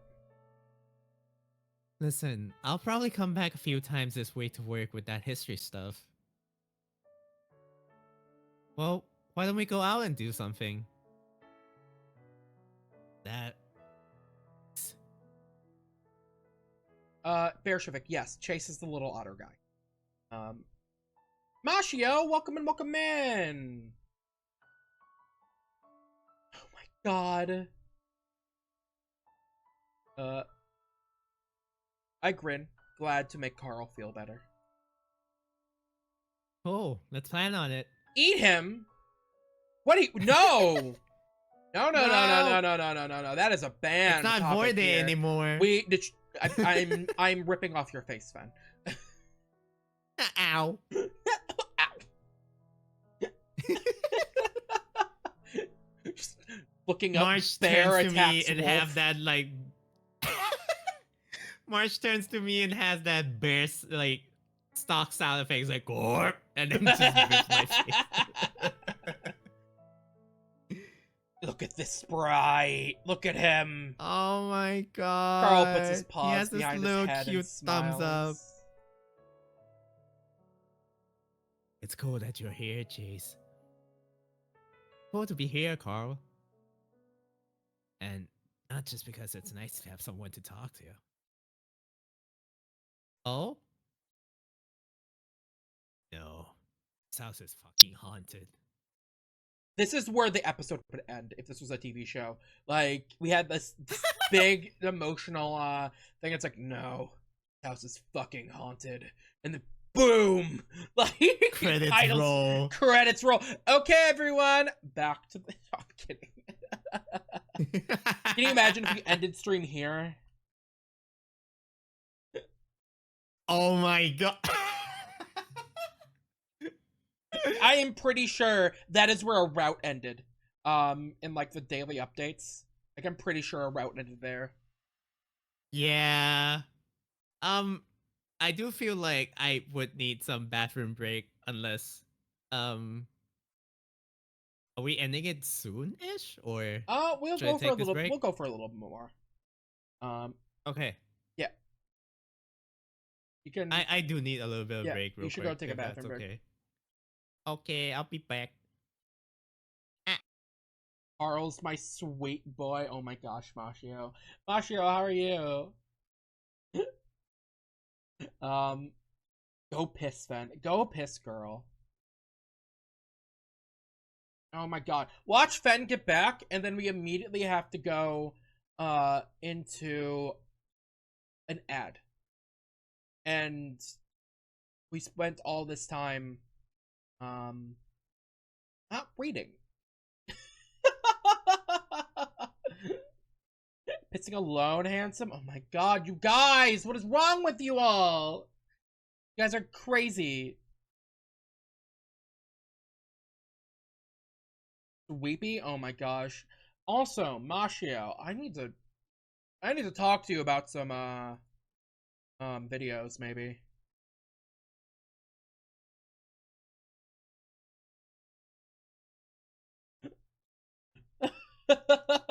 You're having pizza right now? Hell yeah. I learned therapy from Echo. I don't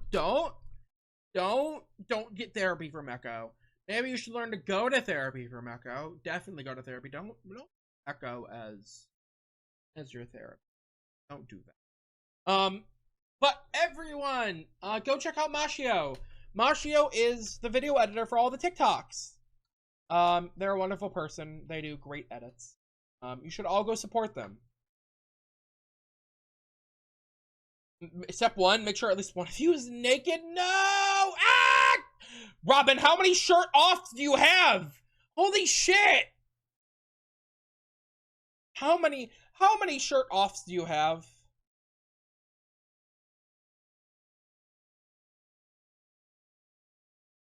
Let me check this. Let me just take a quick little sneaky peek at my video producer board. Let's see. Viewer rewards. Channel points. Channel points. Take shirt off. I thought I only had a toe. Take off jacket. Take off shirt. Edit. You have enough for one more? But it says limited redemptions per user per stream. How? Everything you see is definitely what you need to not do. Exactly! Exactly! Don't do this. Your friend is, oh,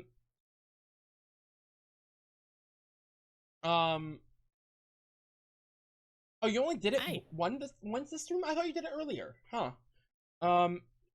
Your friend is having a nervous breakdown. Don't riz him up right now. Welcome back, then. What did I just come back to? What not to do. Your friend is... Because yeah. Everything you see in Echo is what you definitely do not do. Oh yeah, definitely don't. Definitely don't. I don't remember falling asleep, but it's at that moment that something wakes me up. Did you go piss, girl? Yeah, I did. Okay, hell yeah. Well, welcome back. They took my shirt again.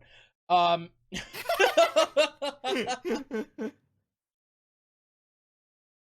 jolt, then lay there, trying to remember where I am.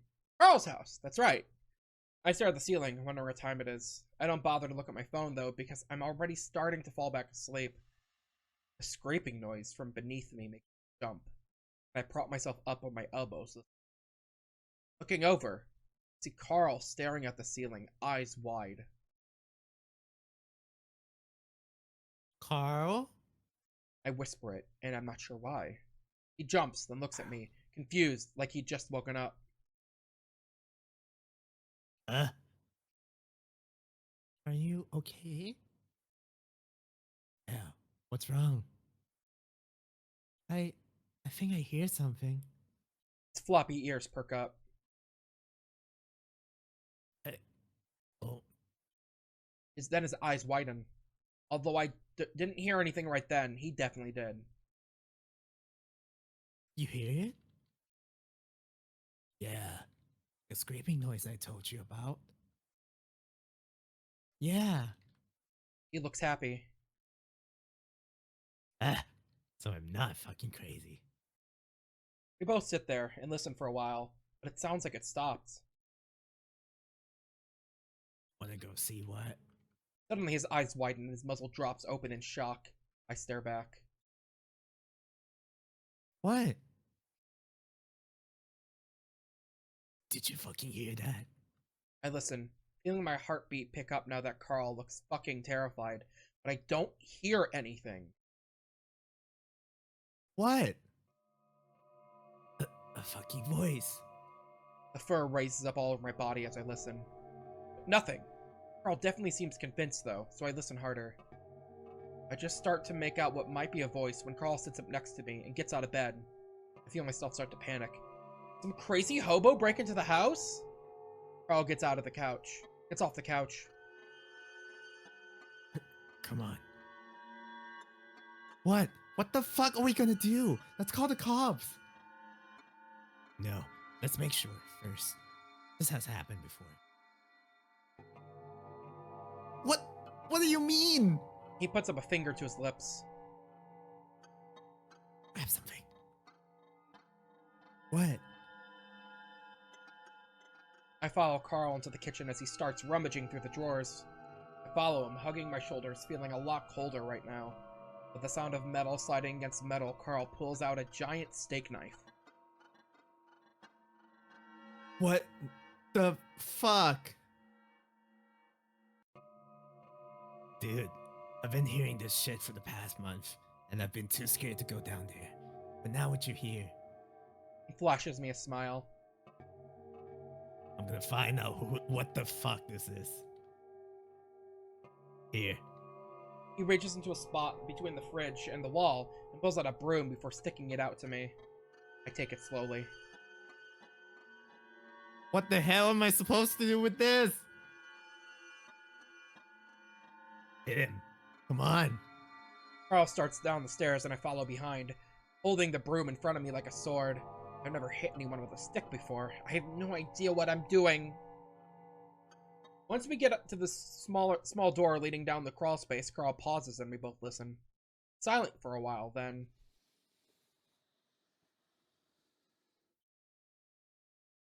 Shit. Carl looks at me like I'm crazy, not reacting to the noise at all. Shh. He leans down, a paw on the handle. Looking back at me, he signals me with his eyes to be ready. I grip onto the broom like a lifeline as I wait for him to swing the door open and, when he does, darkness. Shit. Whatever's down there is just slinking around in complete darkness. Hey! Carl says it unconvincingly, the fear clear in his voice.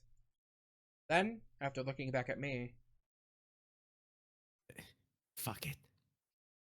he jumps down into the crawl space, disappearing into the dark. Carl? I stumble out to the edge of the steps, trying to squint into the black. I hear Carl to the right, rustling around and cursing. That's when light floods the crawl space. I quickly wobble down the steps, knowing that if whatever is down there is here is going to try to escape, it would be running right into me. Finally, I have a moment to catch my breath, standing several feet behind Carl as I look around, broom at the ready. There's nothing here. What the fuck? Enough. The crawl space looks empty. There aren't any places to hide either. What the hell's going on, Carl? But he doesn't answer me. He's staring at the bins. Did you... The bin's back? I look down and the bins are gone. I look back at where they were originally and sure enough, they're neatly stacked right where we found them. I honestly don't remember. Did I move them back? Maybe it would be something I might do. I try, but I just can't remember. Maybe... Dude, come on. I really don't remember. Carl walks further towards the back, ears perked, looking left and right as he clutches his knife. I start to follow, but that's when I notice something at the left of my vision on the ground. Looking down, I see something fat and hairy ambling over the tarp. A giant fucking tarantula. The following few moments are a blur, but the next thing I know, I'm going up the stairs on my feet and pause, grabbing at the doorframe to pull myself up. Jeez, what happened? I can hear him running up behind me, so I turn to warn him. Look out! A big spider! The breath keeps catching in my throat. I think I'm hyperventilating. I'm still clutching at the doorframe as Carl follows up behind me, his eyes wide. Come on, Chase. This is crazy. No! Huge! A blood! No fucking way. Now he looks excited and turns back to the crawl space. I feel numb right now. This is all too much to handle. What the fuck is going on here? Which way? Shakily, I point towards where the spider was crawling. Carl squints, then walks down the steps, looking around. Careful. If it was really a blonde, there's not much to worry about. I hear they're actually pretty gentle. I gulp and don't say anything. My head is pounding and buzzing, which, for some reason, doesn't exactly feel like has anything to do with the adrenaline rush. It's more like a bad headache. Carl looks around a while longer while I focus on the steps, making sure nothing starts crawling up them. I don't even care about the possible hobo anymore. Finally, Carl comes back looking confused. Well, there's nothing there. You know, sometimes I see shit when I'm really tired. Want to go back upstairs? Nothing there? This can't be happening again.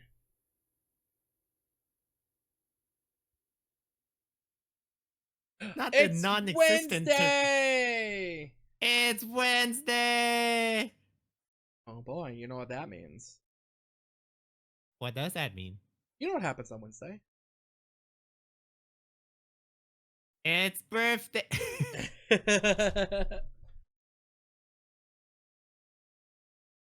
Oh, you guys stop it. I open my eyes slowly. Pressure on my head tells me I didn't get nearly enough sleep. Not really surprised, considering we're both up until 3. And our own ghost adventure a few hours later didn't help things. I heard the doorbell and realized that's what had woken me up. Groaning, I reach under my pillow and feel around for a few seconds before I find my phone. A lump that is Carl under the blanket near my feet doesn't even budge. Oh my god, no! No, it's happening again! No, it's happening again! No! I thought I was past this! I thought I'd grown past this. It can't be! This happened before? It happened all the time! Every time the word fucking budge comes up, I read it as bulge! We need to like go back and fucking, what do you call it, clip all of the times I say bulge instead of budge and make a supercut. Yeah.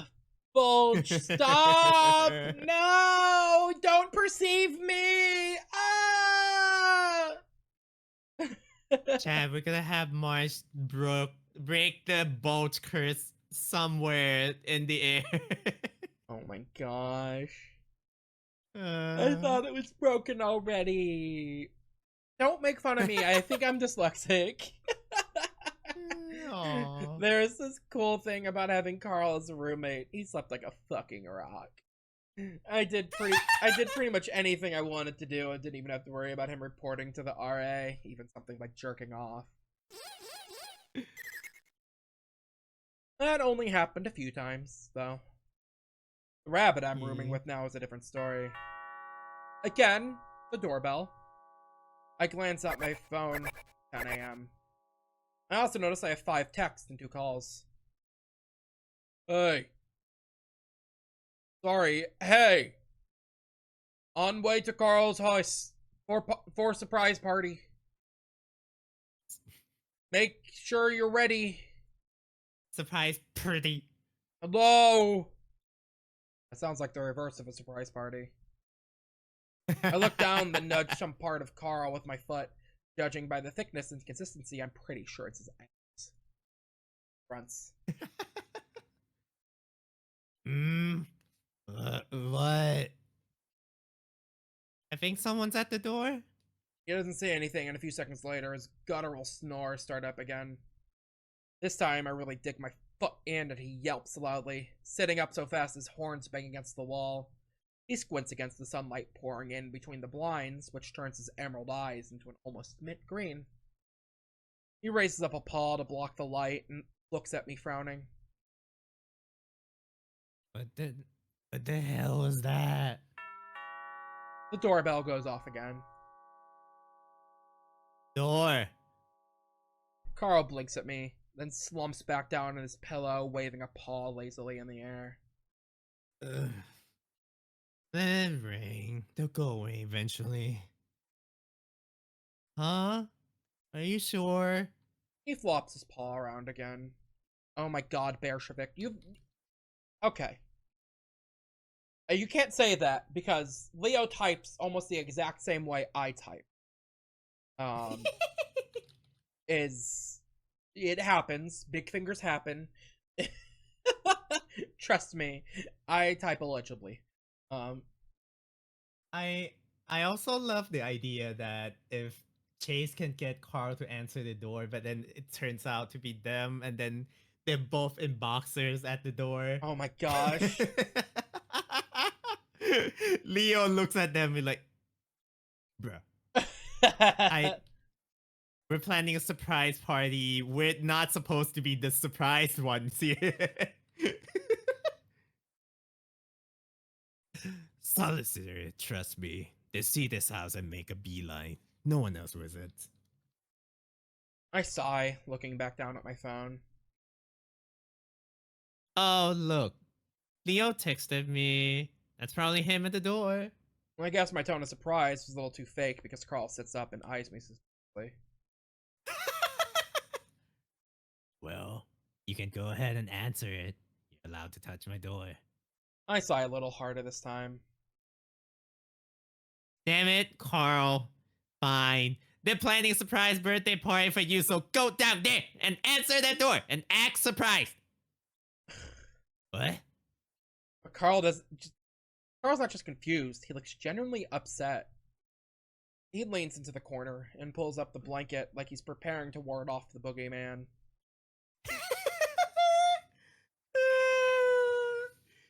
Oh, not the baby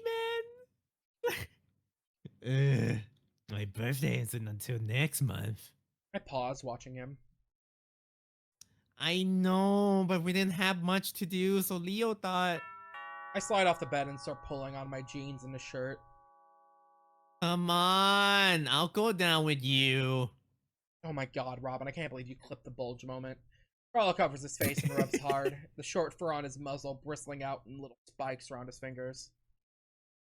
I just want to relax today, man. You know. Isn't that every day for you, I laugh at the light jab, but Carl just frowns. Well, not with you.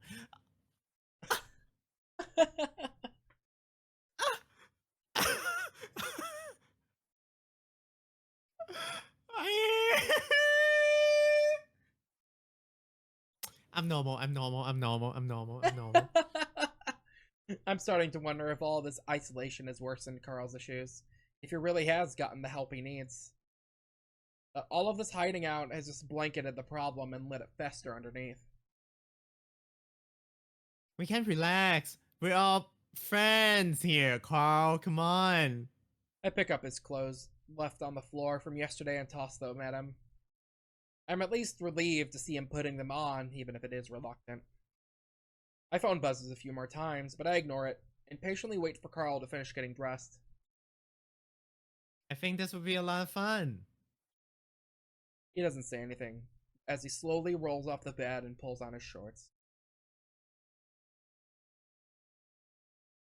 Surprise! Surprise! Happy not really your birthday, bitch! As I open the door, a blast of confetti hits my face along with a loud pop that leaves my ears ringing. Hey, Jay, not in the face. Oh, sorry. Wow, I forgot you guys were in this. It's been just us and Carl this whole time. Yeah. I slowly pull the papery strings of confetti off from around my ears as the smell of fireworks stings my nose. Where the fuck's Carl? I look behind me and step over to the side a bit, revealing Carl who's got his arms folded tightly, head dipped. Good thing I didn't answer the door, huh? Happy birthday! Leo bustles in, carrying in 2 bags. Jennifer follows, carrying medium-sized cylindrical cake covered in white frosting. Carl perks a bit when he sees this, his long ears bouncing. Hey, is that Red Velvet? Yeah, Flynn says it's your favorite. Storm 8 though. I would have made it myself if Leo had warned us in advance. Aww. Hey, I just came up with this like 2 days ago. Flynn engages Carl with some fake punches, while Leo sets the bags down on the table before turning to me with his voice low. No, your gift is a horn band.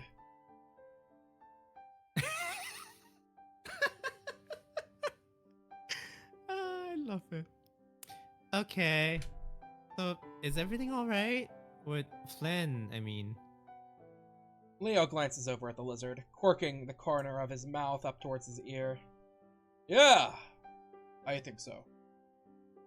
It'll take a little bit of time for him to settle down, but he already sort of apologized while you were gone. Oh, start at least, yeah?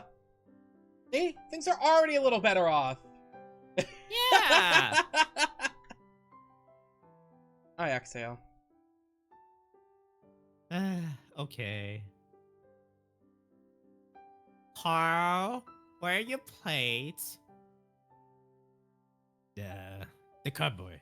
Second door over. Now that Flynn's not shoving him around, Carl's standing awkwardly next to the table, paws fidgeting. So, why are we doing this? It's not until next month. Leo shrugs, frowning. I just wanted to do something, really. I mean, there's not much to do, you know?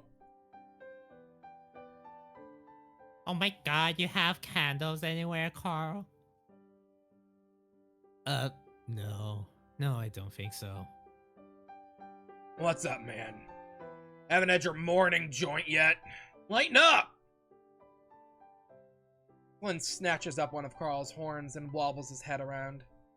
While it's something Flynn did to Carl a lot, the taboo act of grabbing someone's horn almost makes me gasp out loud. Stop. Carl shoves Flynn off and... I almost read that as smooch. I was like, what? Huh? Smooch his beanie down. Yeah, I was like, smooches his beanie down? Huh? And my brain, I can't read. Carl shoves Flynn off and smooths his beanie down. Also, goddammit, Thunder Punching. Look, it's Fen? What do you mean? Oh! Leo! Oh my god, you're right! It is Fen. That's... See, No, that's... it's not. I still have 2 more days to go with that profile picture. Fuck. You should keep it. You should honestly keep it.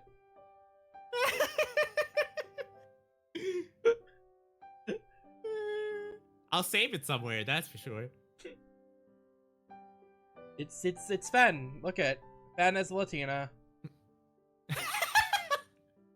This is you know how Fen, your color's blue and Leo's is red?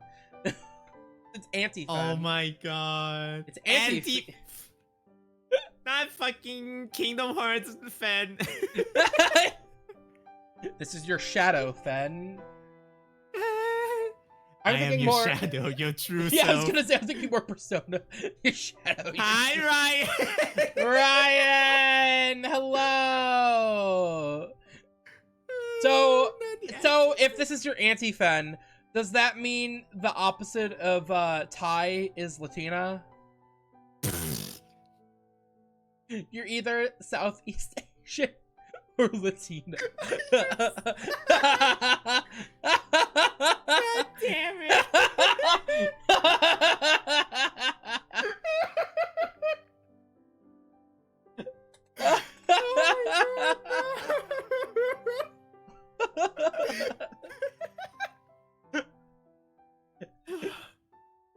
That's it. I'm starting a race war. We're doing this. We need to have. I need to do like a. We should do a stream. We should do like a game show that's like Southeast Asians versus Latinas. No fucking way. We should do that. We know enough of both. We know enough of both. We know enough of both, he said. We could do it. We could do it. I can already see how it's gonna turn out. It's like, oh my god. That's it. I'm starting a race. Marshmallow Pit. Someone clip that, please. Someone clip that, please. That would be such a great for the stream announcement. It's like, that's it. I'm starting a race war. Marsh, when there's nothing else to do. Latinas versus Southeast Asians. I don't speak for the entire Southeast Asia nor Thailand, but holy shit. It would be funny, wouldn't it? It would be funny, wouldn't it? It would be funny. It would be funny. Like, you pick the one who can't even tolerate the max spice that they have in the country for this. Oh my god, you're right! The Filipinos are the avatar who will unite the two nations! Ah! Oh my god. This is so real. We need to do a race war. No, we can't do that. We can't do that. I can't do that. I was gonna say do a tournament bracket style and have like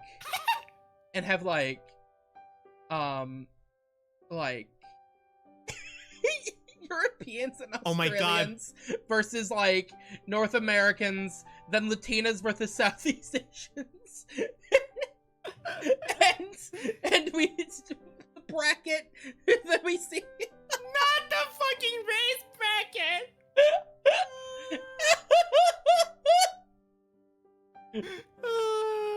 Ryan, you know Hash is going to be on my team, right? Where is Hash Browns? Also, welcome in, Ryan. I'm glad you had a great writing session. That's great. Welcome here. Welcome to the break. You missed us talking a lot of shit, and also Fen was horny. Fen was just straight up horny. Fen had a moment and had to take a breather. Fen being the opposite of asexual Marsh. Just like the complete opposite. God, thanks, Robin, I guess. I nearly dropped a husky in a river. What do you mean? In what you're writing? Okay. Yeah, Fen was like, I need a second. I need a second. Shake it off, and sang the song. Then they got incredibly horny over the fact that these two did a thing together. Oh my god. No wonder Flint's jealous. Gosh. Okay, Carl shoves Flynn off and smooths his down. Well, I guess we'll have to skip the candles. I told you we have should have bought some, Leo. Leo throws his arms out in a shrug. His signature shrug, which is this thing, I guess. I don't know, they say that a few times. What? Yeah. Sue me if I thought they'd have everything we need in this mansion. No kidding. You know how places you haven't been to since you were little look smaller when you visit as an adult? What the fuck is that sentence? What the fuck? Take two, I guess. No kidding. You know how places you haven't been to since you were little look smaller when you visit as an adult? No, TJ, I don't. TJ's eyes scan the tall ceiling. This place still looks just giant. Just looks giant. Welcome back, TJ. I missed you so much. A sarcasm.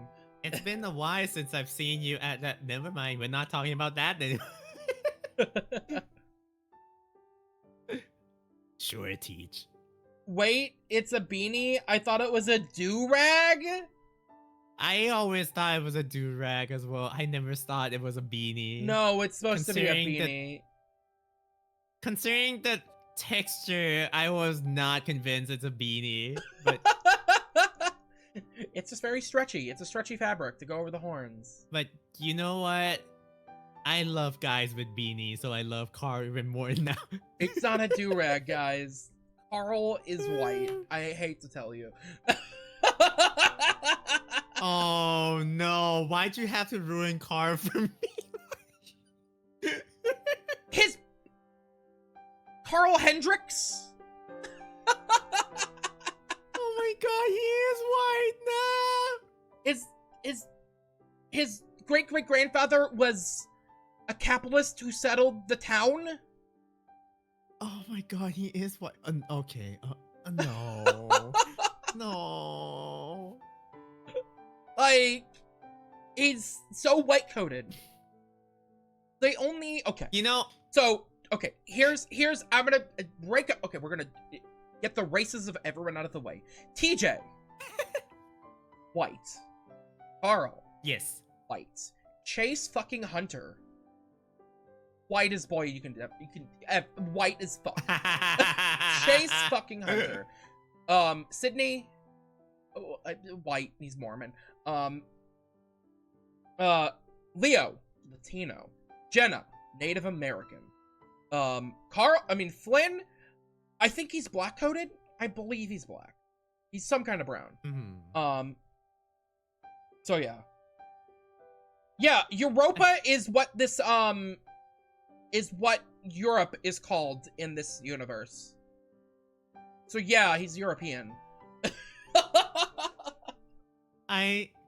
Okay, you remember that post, like, the human version of Ben Baker being, like, not fat? Yeah.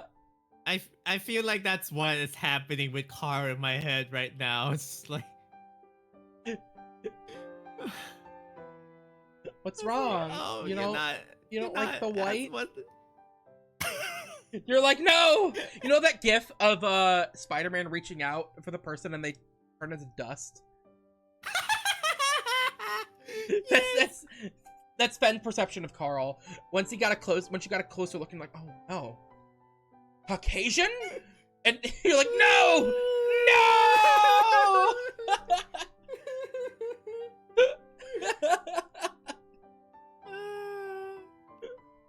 My god. Oh my gosh. Tomato Sure, European? Teach. What the fuck does that mean? I hate to What the break fuck it to does you, that mean? tomatoes come from Latin America.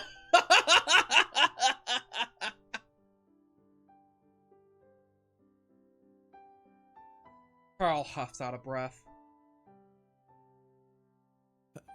Why didn't you guys tell me? I still need to take a shower. Quit being a pussy. You always smell like skunk. Now eat some cake. Flynn grabs up a knife while Jenna sets out the plates. The frosting is so thick it practically absorbs the knife. I haven't had cake for breakfast since, like, your last birthday party, Carl. Carl doesn't say anything. Instead, sitting at the end of the table, paws in his pockets. You guys sure slept in. What were you guys doing all night? Leo says, cocking his eyebrow, like, huh? Yeah, I was about to say, not that that's like the same eyebrow in the memes where it's like one side. I like to imagine he's like doing this, but then he like quickly gives like a death glare to Carl, like, what were you doing all night? Yeah. Like, that's still my man, Carl. Like, Carl's like, we were sucking dick, and Leo like pounces. If you don't touch The knife for my the birthday man, cake is in is in Leo's hand instead. What the fuck was that?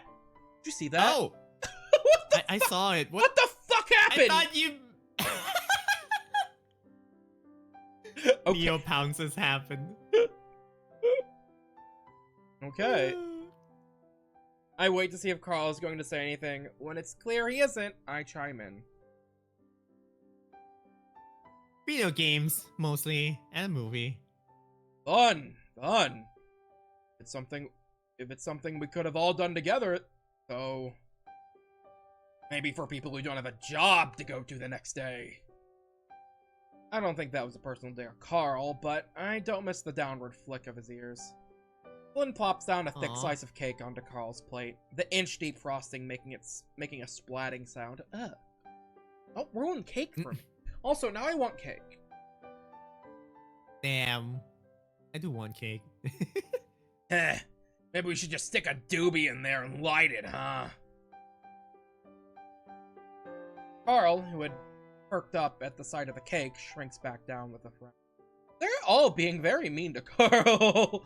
Yeah. Just a small slice, please. Flynn eyes TJ, who's holding out his plate and positions the knife. Smaller, please. Oh my god, loosen up! You're on vacation! Flynn starts cutting the slice even bigger than Carl's was. Hey! Then. She says it quietly, but the chill in her voice is clear, and so is the fact that things aren't Flynn grunts, then cuts the cake again. This time with a slice that's just an inch wide. That good. Yeah, that's fine. Thanks. TJ moves I away love to sit Flynn's down, face right now. and the warm glow of our little get-together chills. But Leo chips in with a laugh. Make sure TJ gets a real big chunk. He's getting way too skinny. I don't argue, and Flynn slaps on a large slice on my plate. A little notch in the center where he tried to cut TJ's. Ow, ow, ow, ow. I'm getting a ringing in my ear. Uh-oh. Ooh. Uh-oh. Okay, that was weird. Are you okay? Yeah, I'm fine. The game is just cursed is all. It's a psionic attack. I'm taking psychic damage. Oh no. I sit in the vacant seat next to Carl, where he's resting a cheek in his paw, methodically shoving the cake into his mouth. Everything okay? Hmm? Oh, yeah. Yeah, everything's good. I'm about to ask more, but Flynn points across the table at us. Hey, Leo. Want to tell them what we saw on the way here? Oh, God, no. I look at Leo inquisitively, and even Carl's ears perk up a little bit. What? Leo purses his lips like he's trying to decide whether or not to tell us. Oh, might not be the best. Flynn rolls his eyes. Ah, screw it. You know Janice. Oh no! Not told the you. Wednesday! I told you it's Wednesday. Dennis! I told you Oh the my one God! That's the- what you the one thing that stays the same in every route. said!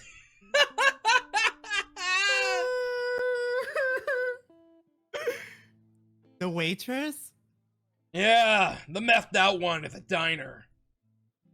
Come on, Flynn. Well, anyway, we were driving up Main Street towards the field, you know, with the rusted barbed wire and stuff. TJ's hiding his face with a paw as he stares down hard at his cake. Uh-huh. Well, when we turned round the bend, we saw Janice. He keeps pausing for effect, and it's getting annoying. Okay. What happened? Well, she was all crouched over, staring at the road, and Leo started driving up to her. I thought she was having, like, a heart attack or something. Yeah, well, as we got closer, we saw that her pants were down. I recoil a little, not having expected that at all. What? Yeah, and we pulled up next to her. She just grinned at us, and then Flynn starts out a laugh covering his face, like he still couldn't believe what happened. Can we please not talk about this? It just makes me feel awful. What? Well, gee. It's unusual to see Flynn at a loss for words. Well, she just started pissing. What? Why? I don't know. She just smiled at us and started pissing. Heard it first, then looked down and saw it. Then Leo hit the gas.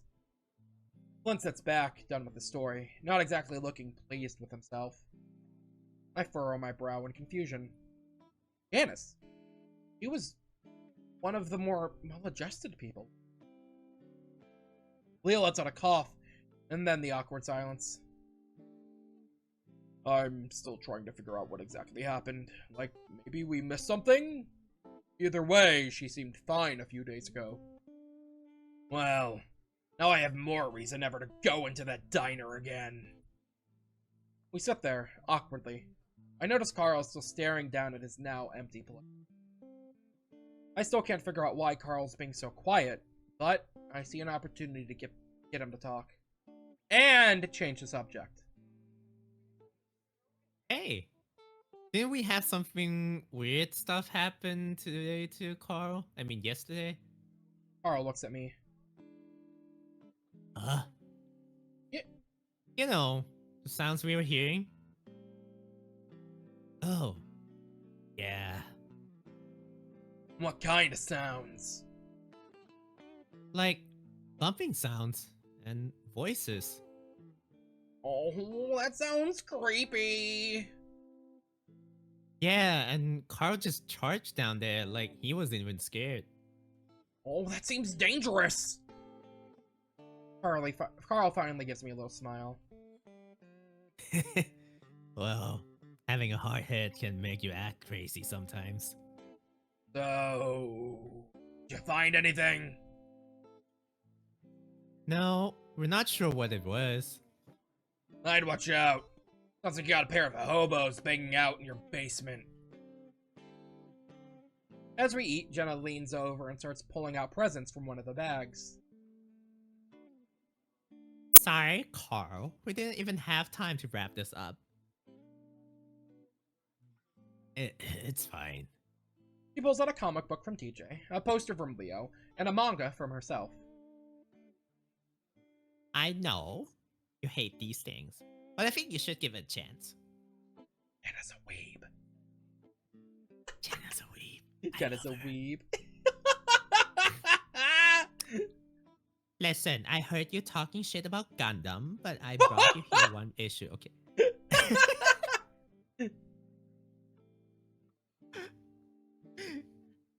I know you've said things about Evangelion. I know both of them, but you gotta try Gundam sometimes, okay? Jenna- Evangelion is good.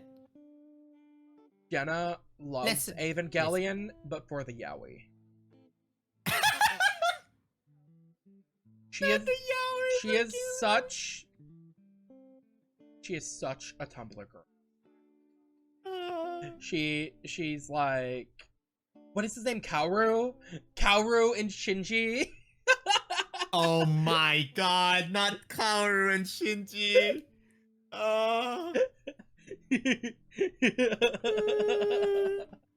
Repost all the gifs in Tumblr. I'll take a look, thanks. And then this horn band is from Chase. She pulls out an orange and black band from the bag. The color of my school. Carl's former school. Oh. Hash Browns, welcome in! Hash, you gotta be on my team. Oh no. Yeah, we're doing race war, Hash, I guess.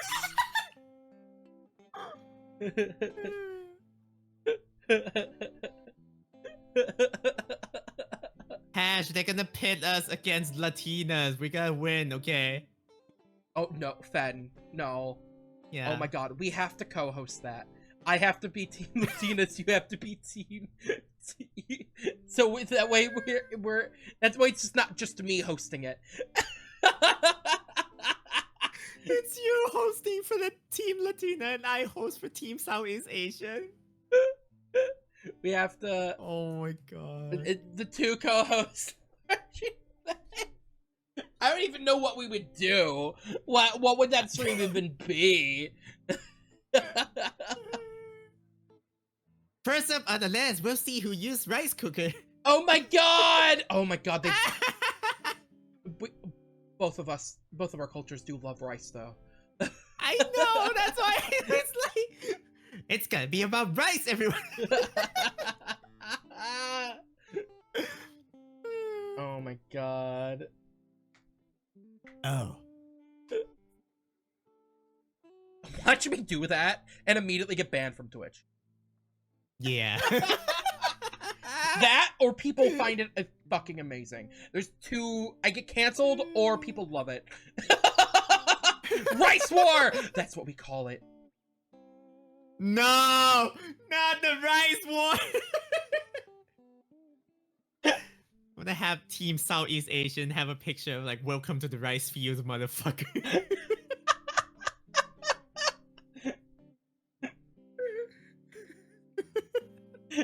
Everyone's like, this is a very specific race war. What is going on? And then we have to explain.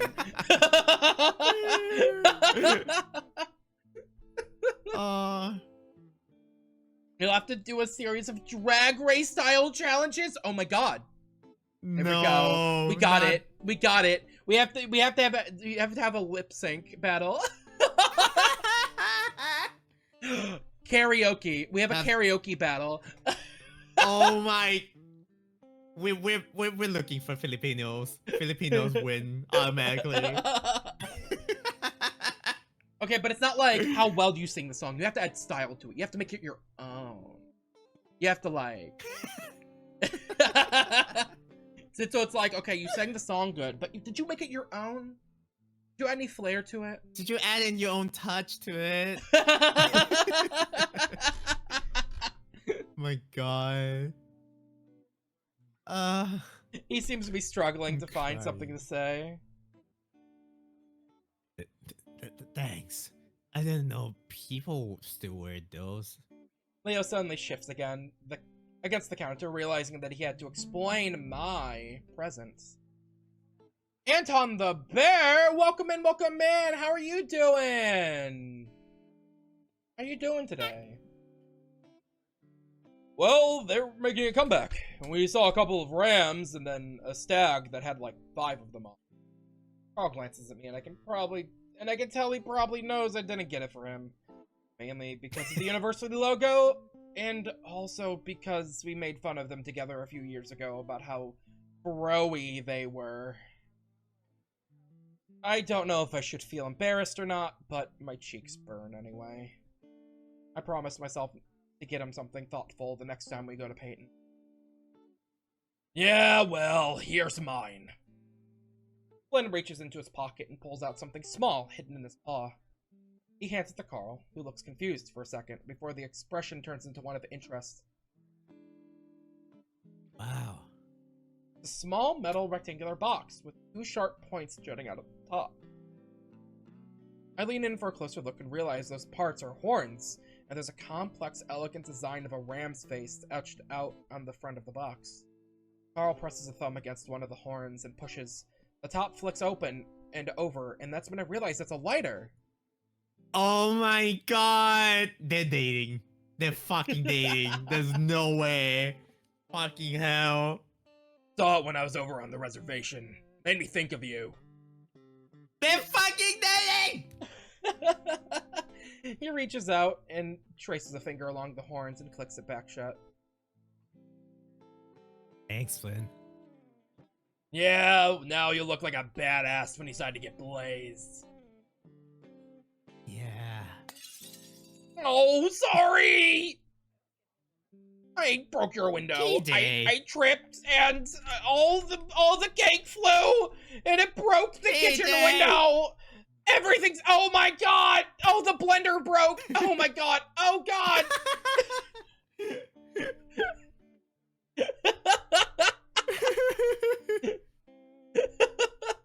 It's TJ clumsily dancing in the kitchen as he knocks everything over. Oh no! Oh no! Not the urn! Oh no, Grandma Hendrix! Oh no, not the steak knife!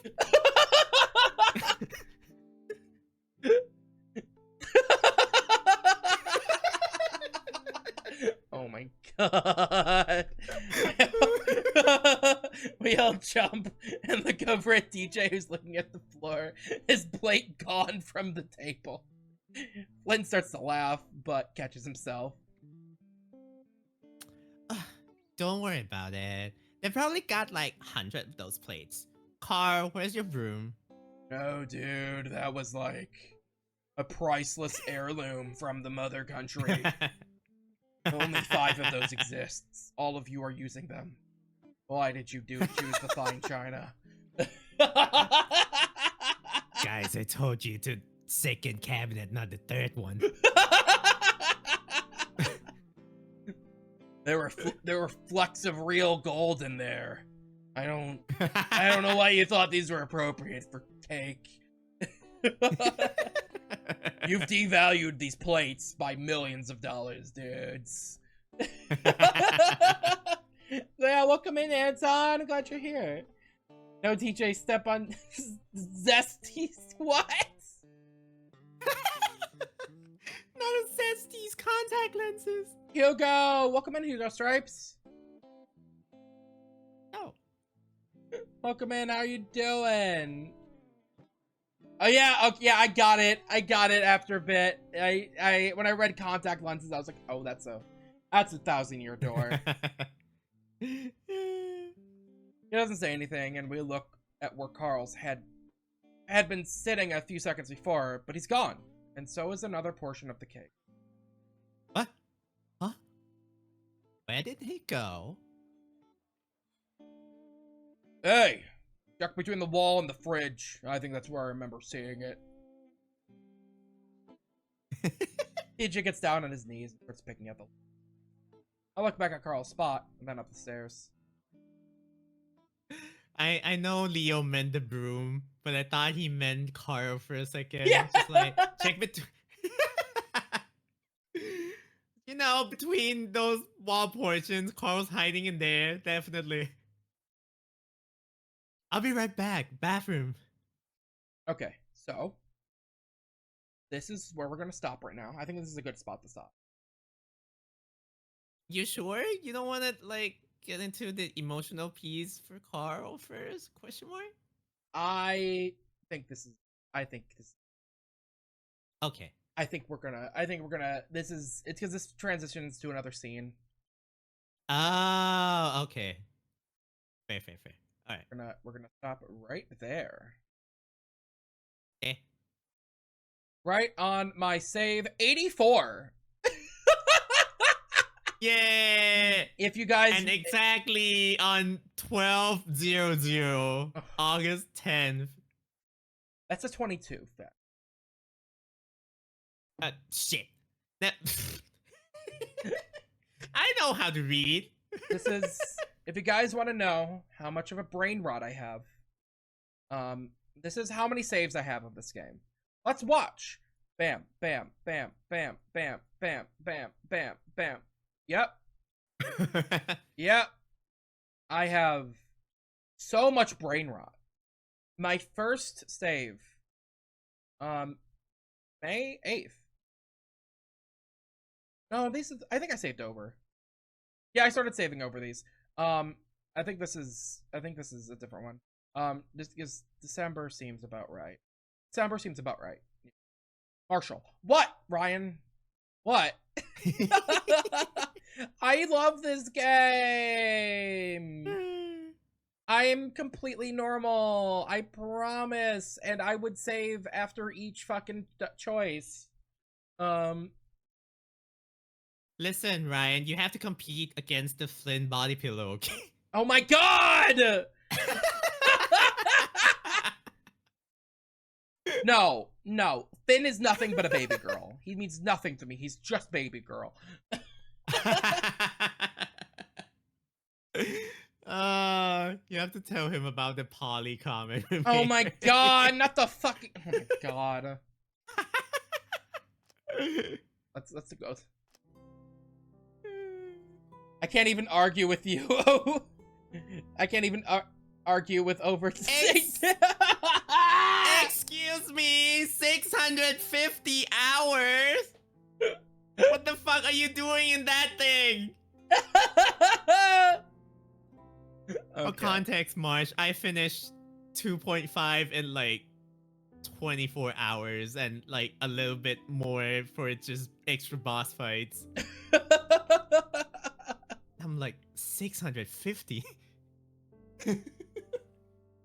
Okay, let's see. Oh, not a lot of people are on. Gosh dang it. Oh, you know what's funny? Oh, Like, wait, I forgot that I'm supposed to be streaming today. Yeah, we're gonna raid into Fen. We're gonna go raid into Fen. Okay. I'm like, because I usually stream yesterday, and then I forgot I switched days with Gila for this week, and then I was just like, oh, I'm gonna like experience Carl, and then I'm gonna just lay down and think about Carl a bit. Wait, I'm streaming.